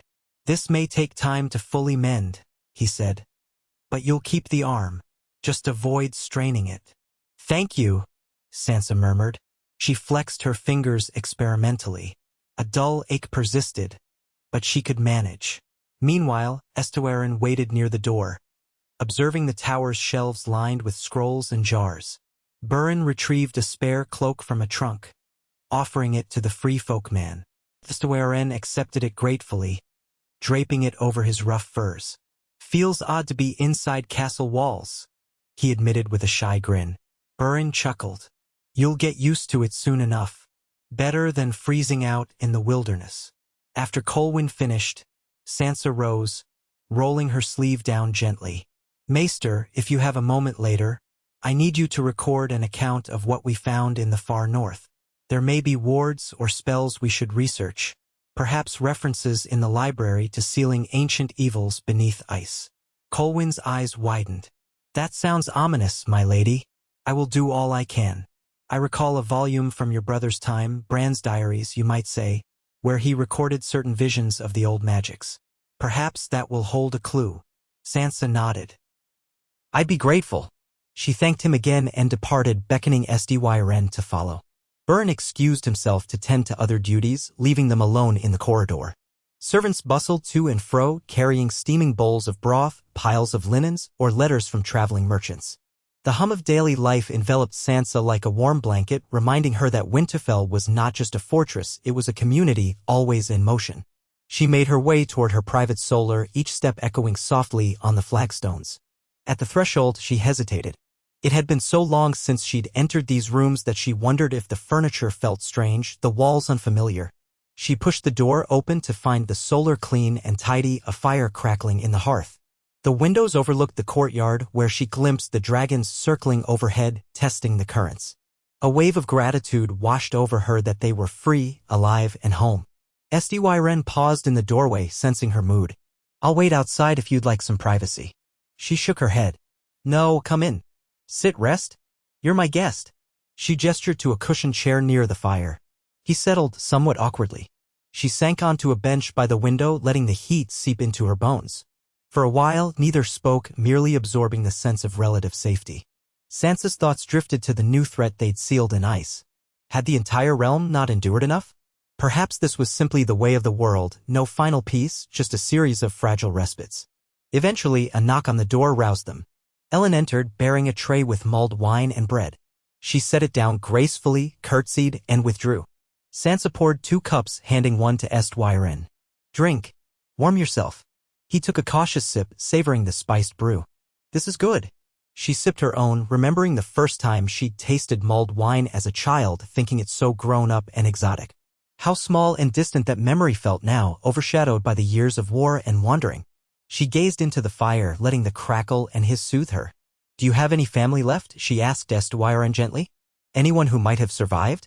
His expression clouded. "I had a sister, younger, but she died last winter. Fever took her. My parents were gone long before that. The Whites claimed my village. So, no. I'm alone now." Her chest tightened with empathy. "You're not alone here. The North is large, but we look after our own." He managed a weak smile, nodding his thanks. Silence settled again, a companionable quiet. Sansa let her eyes close for a moment, lulled by the warmth, until she felt the soft brush of fur against her cheek. She opened them to see one of her dragons at the window. He had scaled the outer wall, precariously perched on a ledge, peeking in with curious eyes. She rose, crossing to stroke the beast's muzzle. He exhaled a plume of frost, fogging the glass. The corner of her mouth twitched in a grin. "You can come in later, if you like," she teased. "But the corridors are cramped for you." He snorted, seemingly amused, then leapt away, wings beating. Sansa watched him vanish into the sky, wondering how the castle staff would respond to their old guests returning. Likely with a mixture of excitement and wariness.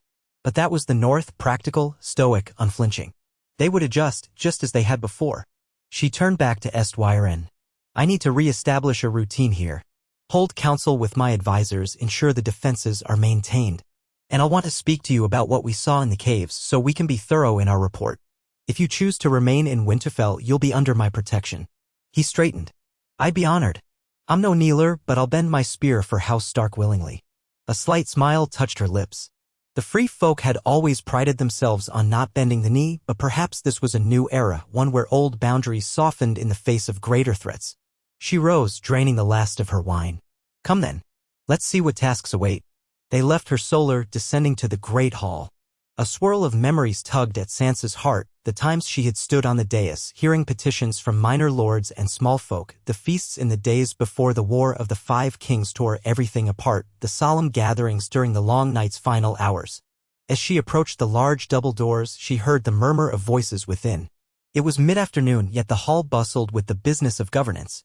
Inside, she found a mix of people, stewards, knights, tradesmen, and the occasional traveling merchant gathered in clusters, discussing the price of grain, the latest news from the gift, and other mundane matters. The chatter died as soon as they spotted her. Heads bowed in deference. She walked the length of the hall, cloak trailing on the floor, Estyrn just behind her. Finally, she reached the dais, where her seat, a sturdy wooden chair with the Stark dire wolf carved into it, awaited. She settled onto it, feeling the weight of responsibility settle around her shoulders like a familiar shawl. Ellen approached, carrying a ledger. My lady, we've had some outstanding issues in your absence. The main gatehouse needs repairs after the last storm, the farmlands near the Broken Branch require new irrigation channels, and there's talk of bandits on the northern roads. Sansa absorbed each piece of news calmly.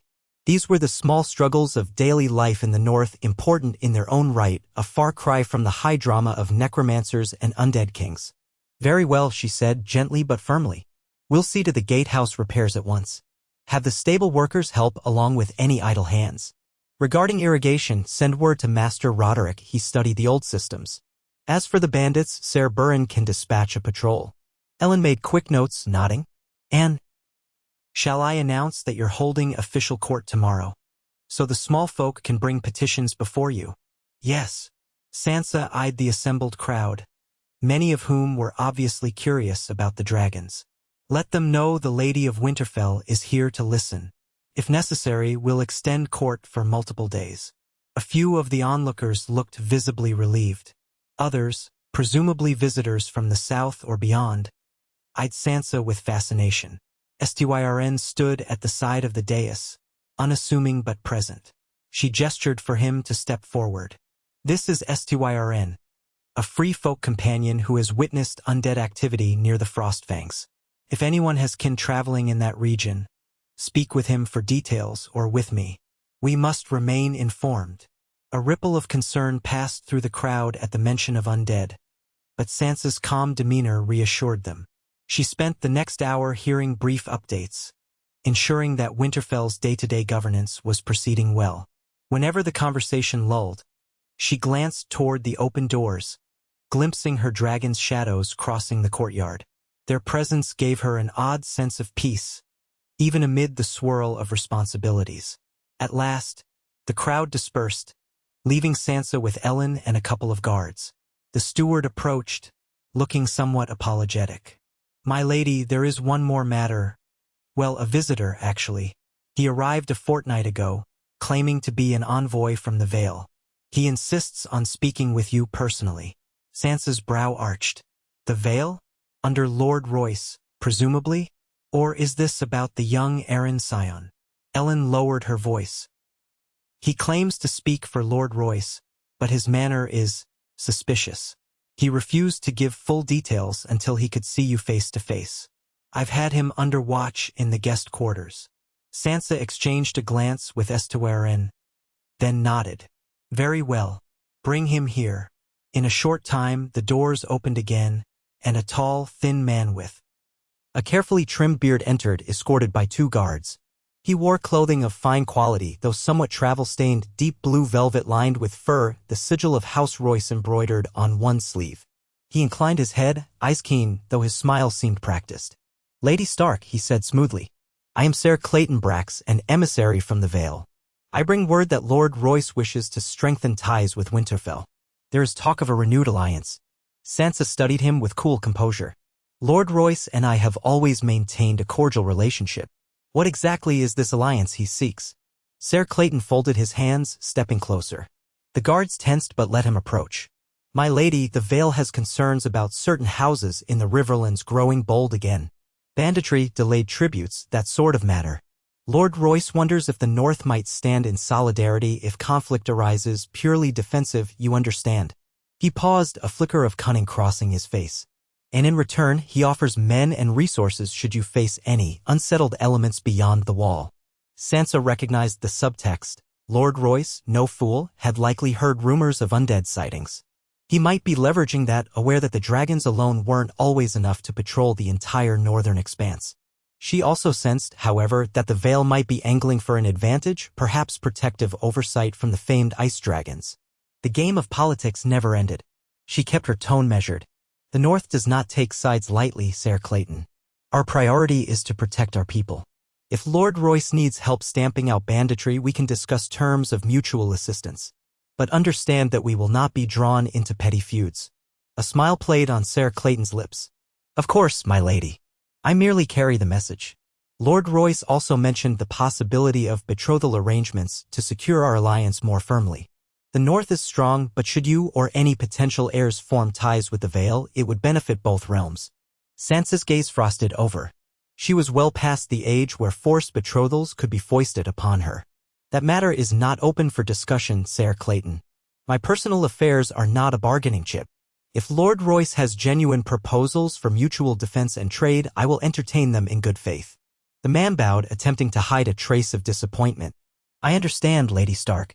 Perhaps we can discuss it again in the future if circumstances change. Sansa inclined her head, her voice final. We'll see. She gestured to the guards. For now, ensure our guest is treated well. I will draft a letter to Lord Royce clarifying my position.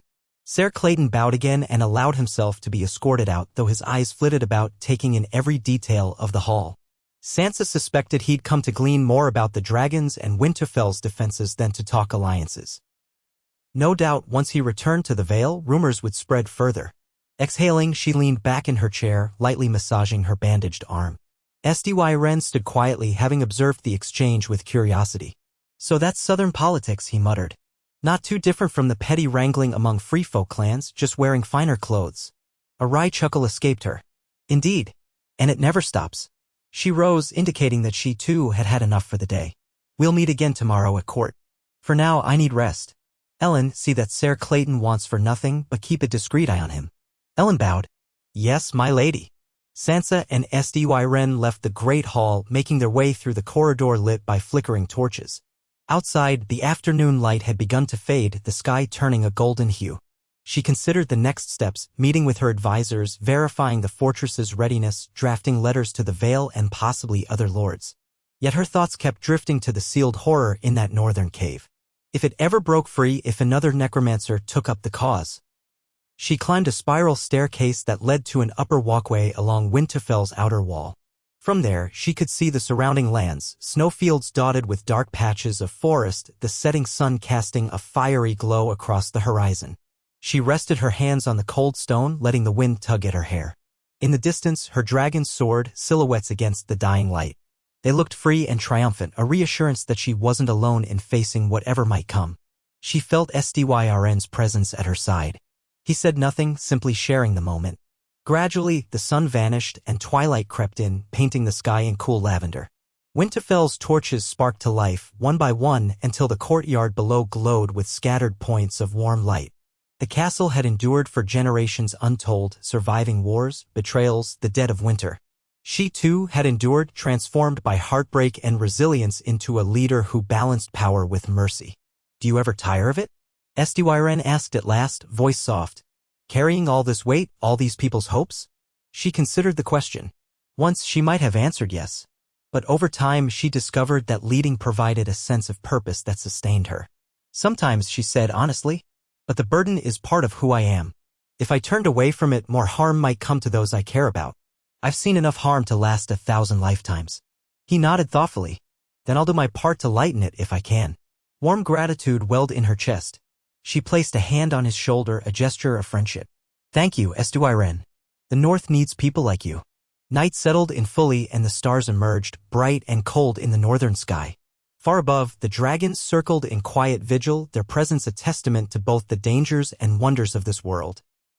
Standing on that wall, Sansa felt an odd sense of calm. She was home among her people with her dragons overhead and new allies by her side. For a moment, she allowed herself the luxury of believing that perhaps this night would pass peacefully, that tomorrow might bring only the ordinary concerns of running a great household. Yet beneath that fragile hope, she remembered the crypts of Winterfell, the ancient magic of the weirwood, and the monstrous entity sealed in ice. The North had always been a realm of mysteries and abiding shadows, where old gods and old horrors might stir anew.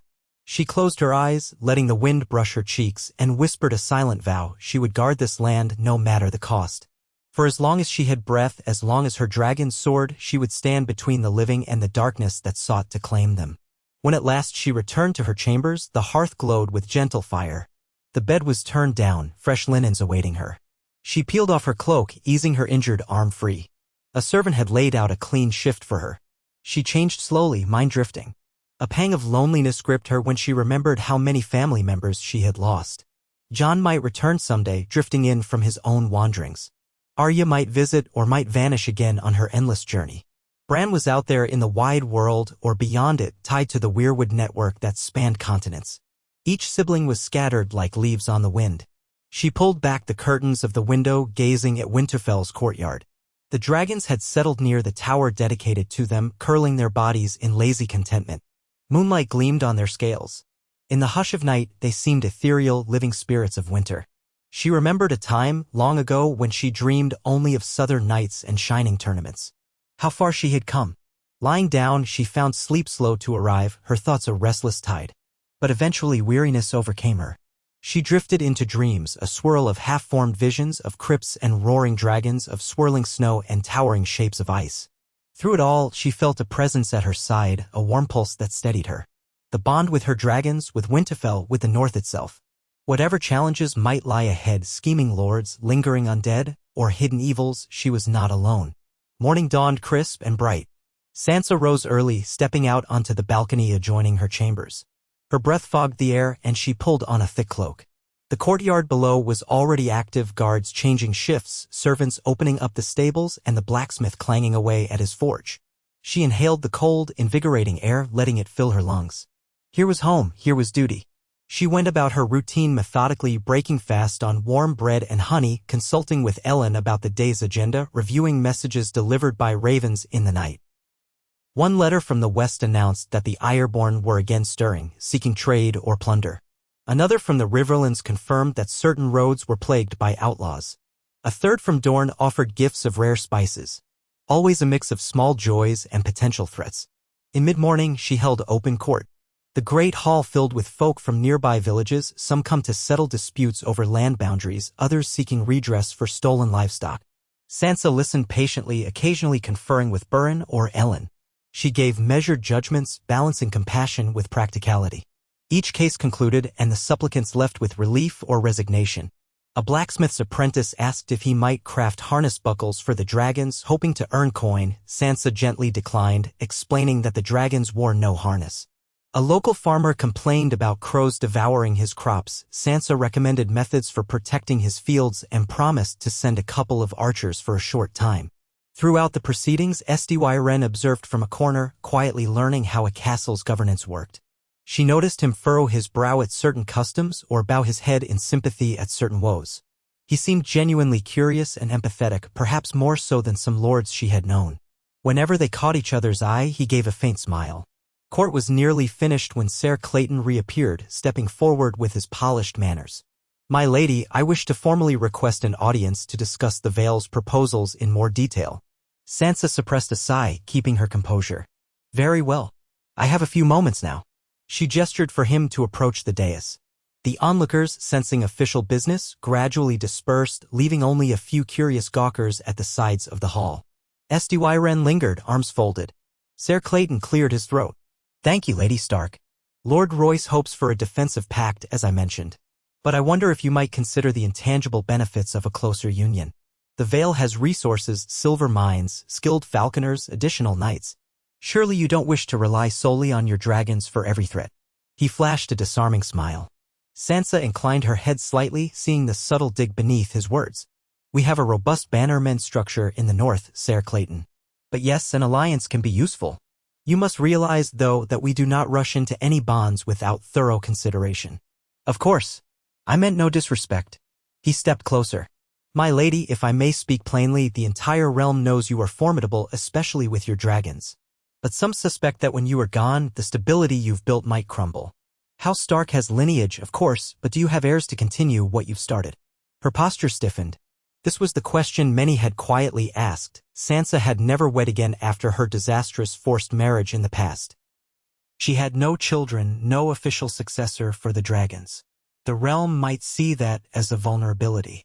My personal life is not your concern, she said coolly. He raised his palms in a placating gesture. I merely represent what many wonder. Should your line not continue, the North's power could fracture. The veil stands ready to bind our houses, ensuring the dragons remain part of the realm's defense under stable leadership. A stab of old pain flared in Sansa's chest. She had not given up on the idea of building a family. She had simply never found the right moment or the right partner after everything she'd endured. Your concerns are noted. You may tell Lord Royce that the North remains strong. When we finalize any defensive arrangement, it will be on equal footing, without tying it to marriage negotiations. Ser Clayton sighed, nodding slowly. Very well, my lady. I shall convey your stance. In the meantime, might I remain in Winterfell a short while? I'd like to write my correspondence with care. She waved a dismissive hand. So long as you abide by our rules, you may stay. He bowed with exaggerated courtesy. You are most gracious. With that, he turned and departed, footsteps echoing along the stone floor. Sansa watched him go, her emotions in a quiet churn. She sensed the political undercurrents swirling around the question of her heirs. People feared an uncertain future. She could not blame them entirely. Styrn approached, his expression empathetic. Strange how they speak of your legacy, as if you were an old crone with one foot in the grave. A short, humorless laugh escaped her. Yes, but in truth time does march on. And men like that measure everything in alliances and lines of succession. Sometimes I wonder if it would be better to ensure the North's future in a more traditional way, or to trust that my dragons can guard it until the next caretaker emerges. Magic often chooses its own heirs. He tilted his head curiously. Is that how you became the mother of dragons? Magic chose you. She thought back to the crypts, the night the eggs hatched, the fierce sense of connection. In part. But I also made a choice. I chose to embrace what I found, to nurture it rather than fear it. I was terrified, uncertain, yet I couldn't abandon them. Perhaps that's all it takes. The will to protect life, no matter the danger. Styrn nodded, silent for a moment. Perhaps that will is enough to see the North safe for generations to come. She offered a small smile, touched by his confidence. Glancing at the vacant hall, she sighed. I need fresh air. Join me for a walk in the Godswood. Gladly. They made their way through corridors and across a courtyard toward the Godswood, a secluded grove of ancient trees enclosed within Winterfell's walls. Snow blanketed the ground, muffling their footsteps. The heart tree, an ancient weirwood with red leaves and a face carved into its trunk, stood at the center, as it had for millennia. Sansa approached it reverently, remembering her father praying there, remembering quiet moments of reflection in her girlhood. She knelt by the small pool that reflected the tree's visage, the water partly frozen. Styrn stood a respectful distance away. The hush of the Godswood felt sacred, broken only by the distant caw of a raven. Sansa closed her eyes, allowing the whisper of the wind through the leaves to calm her. She offered a silent prayer to the old gods, uncertain if they listened, uncertain if Bran, in his mysterious web of visions, was aware of her thoughts. She prayed for guidance, for strength to face whatever new challenges arose. She prayed that the sealed entity in the far north would remain entombed. And she prayed for a future where her dragons could live in peace, free from the designs of mortal ambition. After a few moments, she felt a slight shift in the air, a prickling at the back of her neck. She opened her eyes. The face carved into the weirwood seemed to regard her solemnly, the sap-like tears glistening red against pale bark. For an instant, she thought she glimpsed Bran's face superimposed upon it. Or maybe it was just a trick of the light.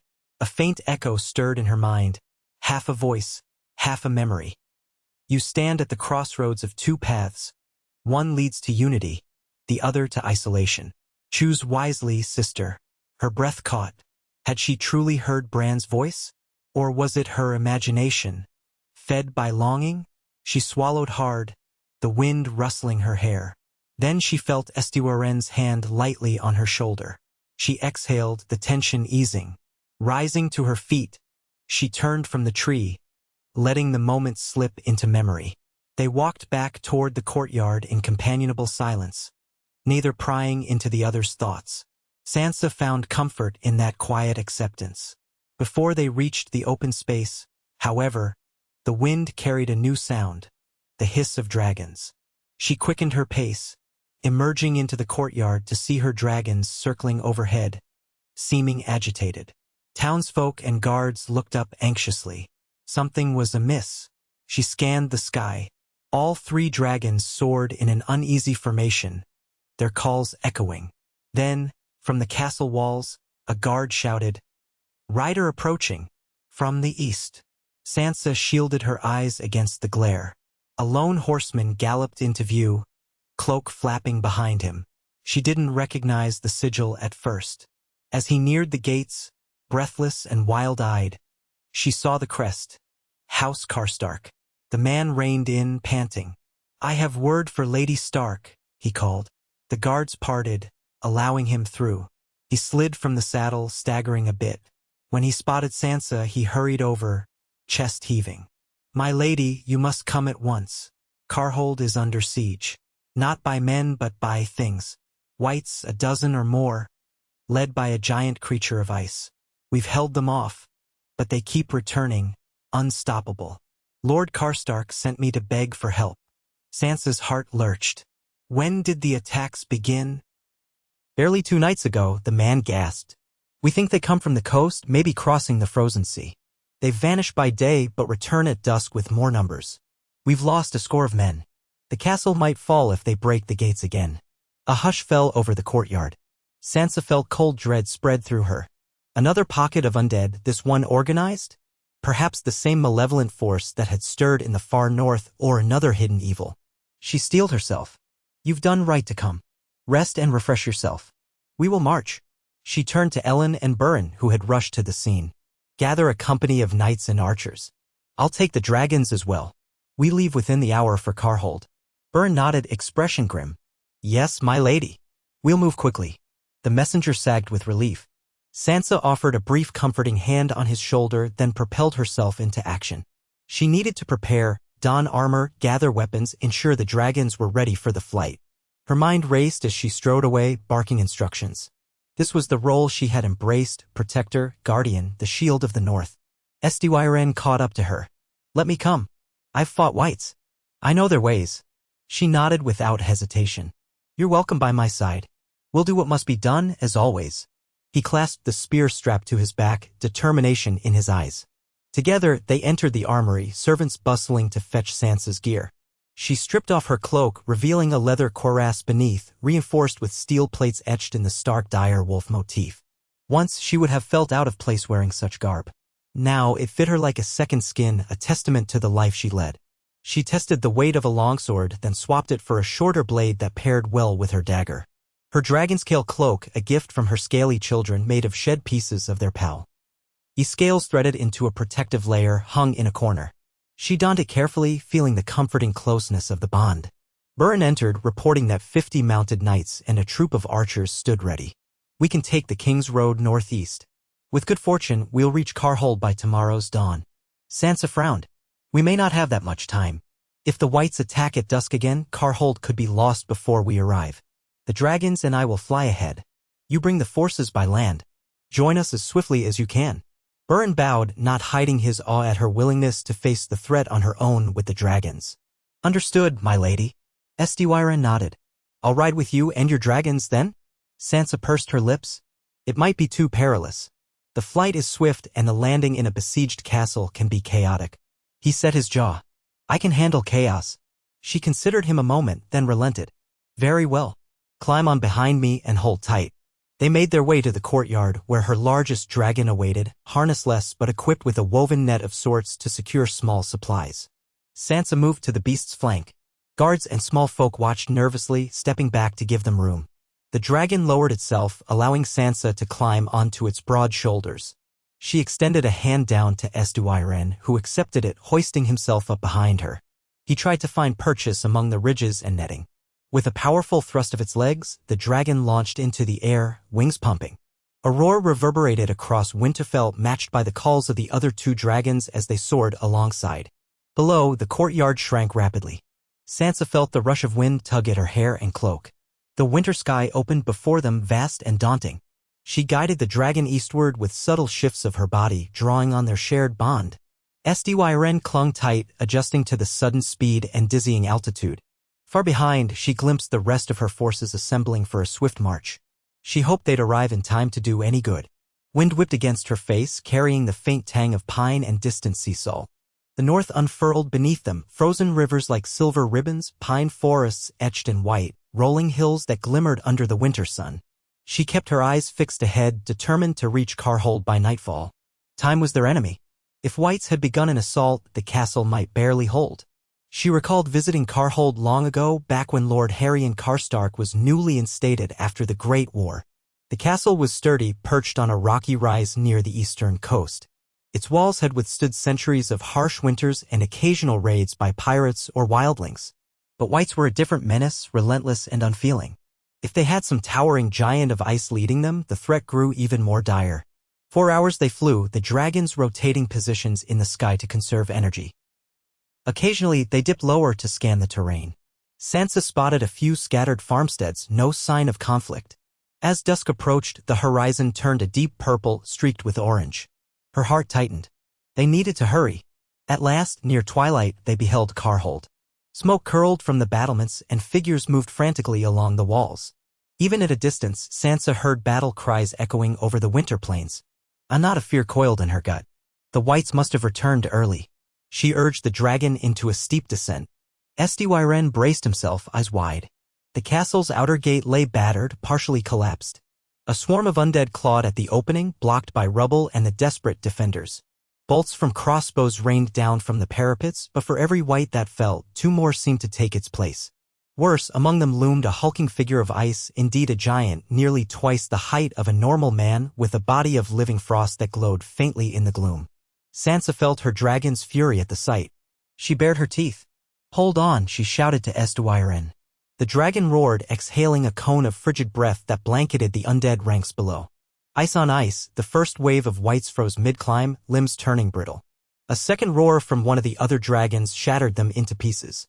Cheers erupted from the battlements as the defenders realized they had reinforcements from the sky. But the giant of ice raised its hulking arms, hurling a chunk of frozen debris upward. Sansa's dragon banked sharply, avoiding a direct hit.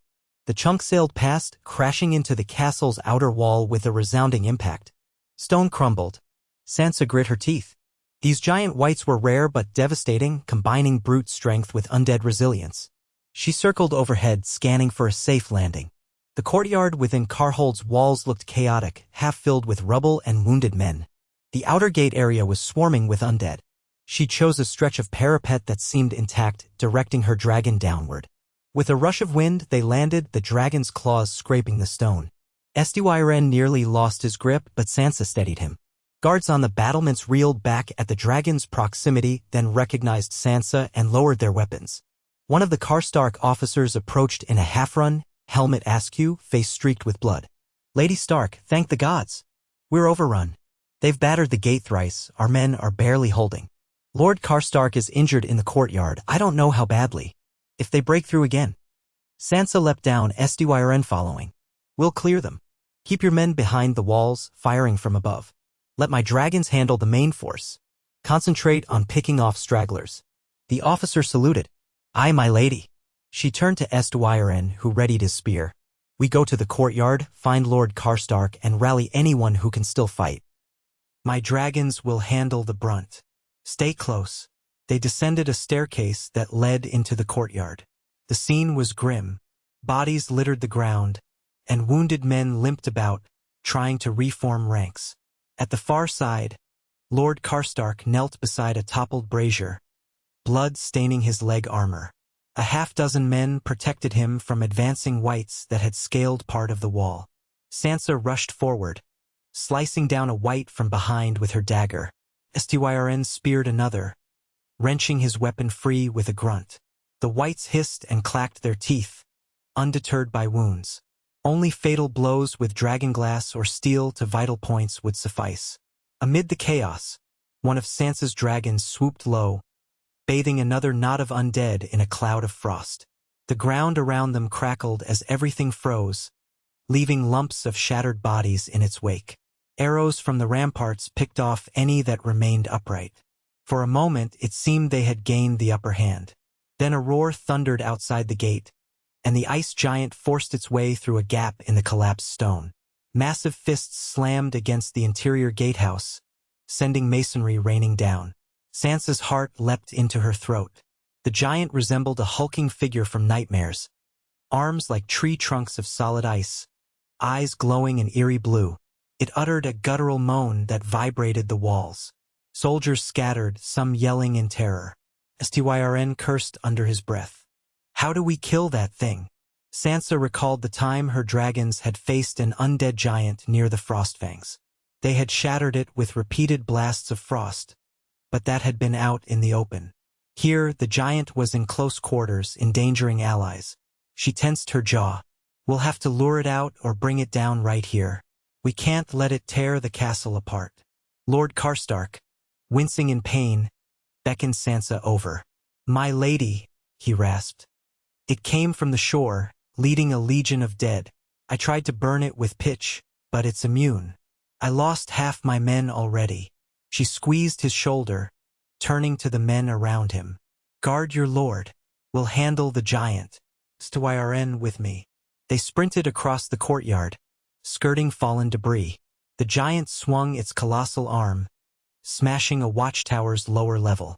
Stone crumbled. Soldiers yelled, leaping away from the collapsing structure. Sansa whistled shrilly, calling the dragons. One soared overhead, seeking a clear angle. The giant hurled a chunk of wall at it, the projectile missing by a breath. The dragon roared in indignation. Down here! Sansa shouted, trying to draw the monster's attention. Styrn flanked her, spear at the ready, though how a spear could harm such a behemoth was unclear. The giant let out another moan, turning its head. It focused on Sansa with those hateful blue eyes. Slowly, it lumbered closer, each step shaking the ground. Above them, the dragon inhaled, about to unleash frost breath. But Sansa realized it might endanger her and Styrn in the confined space. Wait! She cried, holding up a hand. The dragon hesitated, wings beating. The giant took advantage, swinging an ice-encrusted fist upward. It clipped the dragon's flank, sending the beast reeling in midair. The dragon shrieked, struggling to remain airborne. Sansa's heart clenched. Styrn acted. He dashed to the side, launching his spear at the giant's knee joint. The dragonglass tip struck, embedded in the ice. A fissure formed, but it wasn't enough to bring the giant down. Still, it howled, clearly pained. That gave the wounded dragon a chance to climb higher, out of reach. Sansa darted forward, brandishing her dagger. She slashed at the giant's other leg, searching for a weak spot in the swirling ice. Chips flew, leaving a gouge. The giant bellowed, swinging an arm at her. She rolled aside, narrowly avoiding being crushed. Her heart hammered. One direct hit would end her. Then the second dragon descended behind the giant, exhaling a wave of frost. The giant's back glazed over with crystalline shards. It roared, staggering. Seizing the moment, Sansa plunged her dagger into the gap where Styrn's spear had landed. Ice cracked further, spiderwebbing across the giant's leg. She leapt back as the creature's weight caused the compromised limb to buckle. With a thunderous crash, the giant toppled onto its side, shaking the courtyard. A huge cloud of snow billowed up, Now pinned, the giant flailed. The nearest dragon swooped in, releasing a concentrated blast of frost upon its torso. The swirling cold crystallized the giant's form, turning it into a massive, thrashing block of ice. Sansa shielded her eyes from flying shards.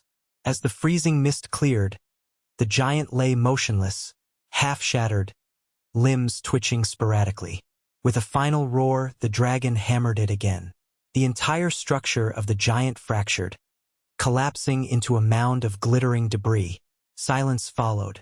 Panting, Sansa stared at the remains, dagger clutched in her trembling hand. The courtyard was a ruin, but the immediate threat was gone. Soldiers blinked in stunned relief. A ragged cheer went up, spreading along the battlements. Whites still lurked here and there, but leaderless and outnumbered, they were quickly dispatched by the defenders. Carhold stood, battered but unbroken. Sueren hurried to Sansa's side, breath hitching. "You're bleeding," he said, spotting a fresh gash on her brow where a chunk of debris must have struck. She grimaced, wiping at it. Just a scratch. Her eyes swept the ruins, ensuring no more undead lingered. The dragons perched on the remnants of the outer gate, their wings mantled protectively. She sent them gratitude through their bond. "We've done it," she murmured. "Carhold is safe." An hour later, the gates were cleared enough for Sansa to lead a final sweep. Lord Karstark, bandaged, thanked her profusely, tears in his eyes. "We were nearly lost, my lady." Words cannot express. She laid a gentle hand on his arm. "You did what you could. Focus now on tending the wounded and rebuilding. Reinforcements from Winterfell are on their way. We'll ensure no more undead threaten you." He bowed his head, too choked up to speak further. Sansa left him to his men, then joined Styren near the rubble where the giant had fallen. Beyond the walls, the plain stretched under a starry sky.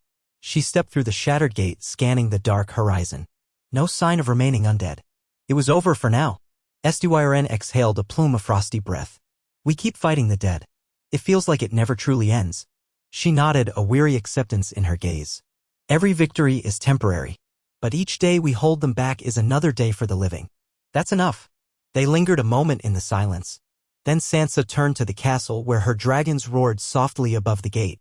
She felt an ache in her soul, some mixture of sorrow for the fallen, relief for those spared, and a deep resolve that burned like an ember. The realm might never be free of shadows, but as long as she drew breath, she would stand against them, mother of dragons made of ice, lady of a land that refused to yield to the darkness. "I'll stay here a few days," she announced. "Help Lord Karstark rebuild and ensure the threat is gone. Then we return to Winterfell." She placed a hand on Styren's shoulder. "Come, let's get these people back on their feet." As they walked side by side through the gate, the dragons overhead glided in silent majesty, guardians of a fragile peace. The night sky glittered with countless stars, cold and distant, a cosmic echo of the vow in Sansa's heart. The North would endure. She would see to that, no matter the cost, guiding her icebound children across the endless snows to safeguard every life she could. If a new evil stirred, she would meet it with courage and frost, for she was Sansa Stark, the mother of ice dragons, and as long as she stood, winter's darkness would not claim the living again.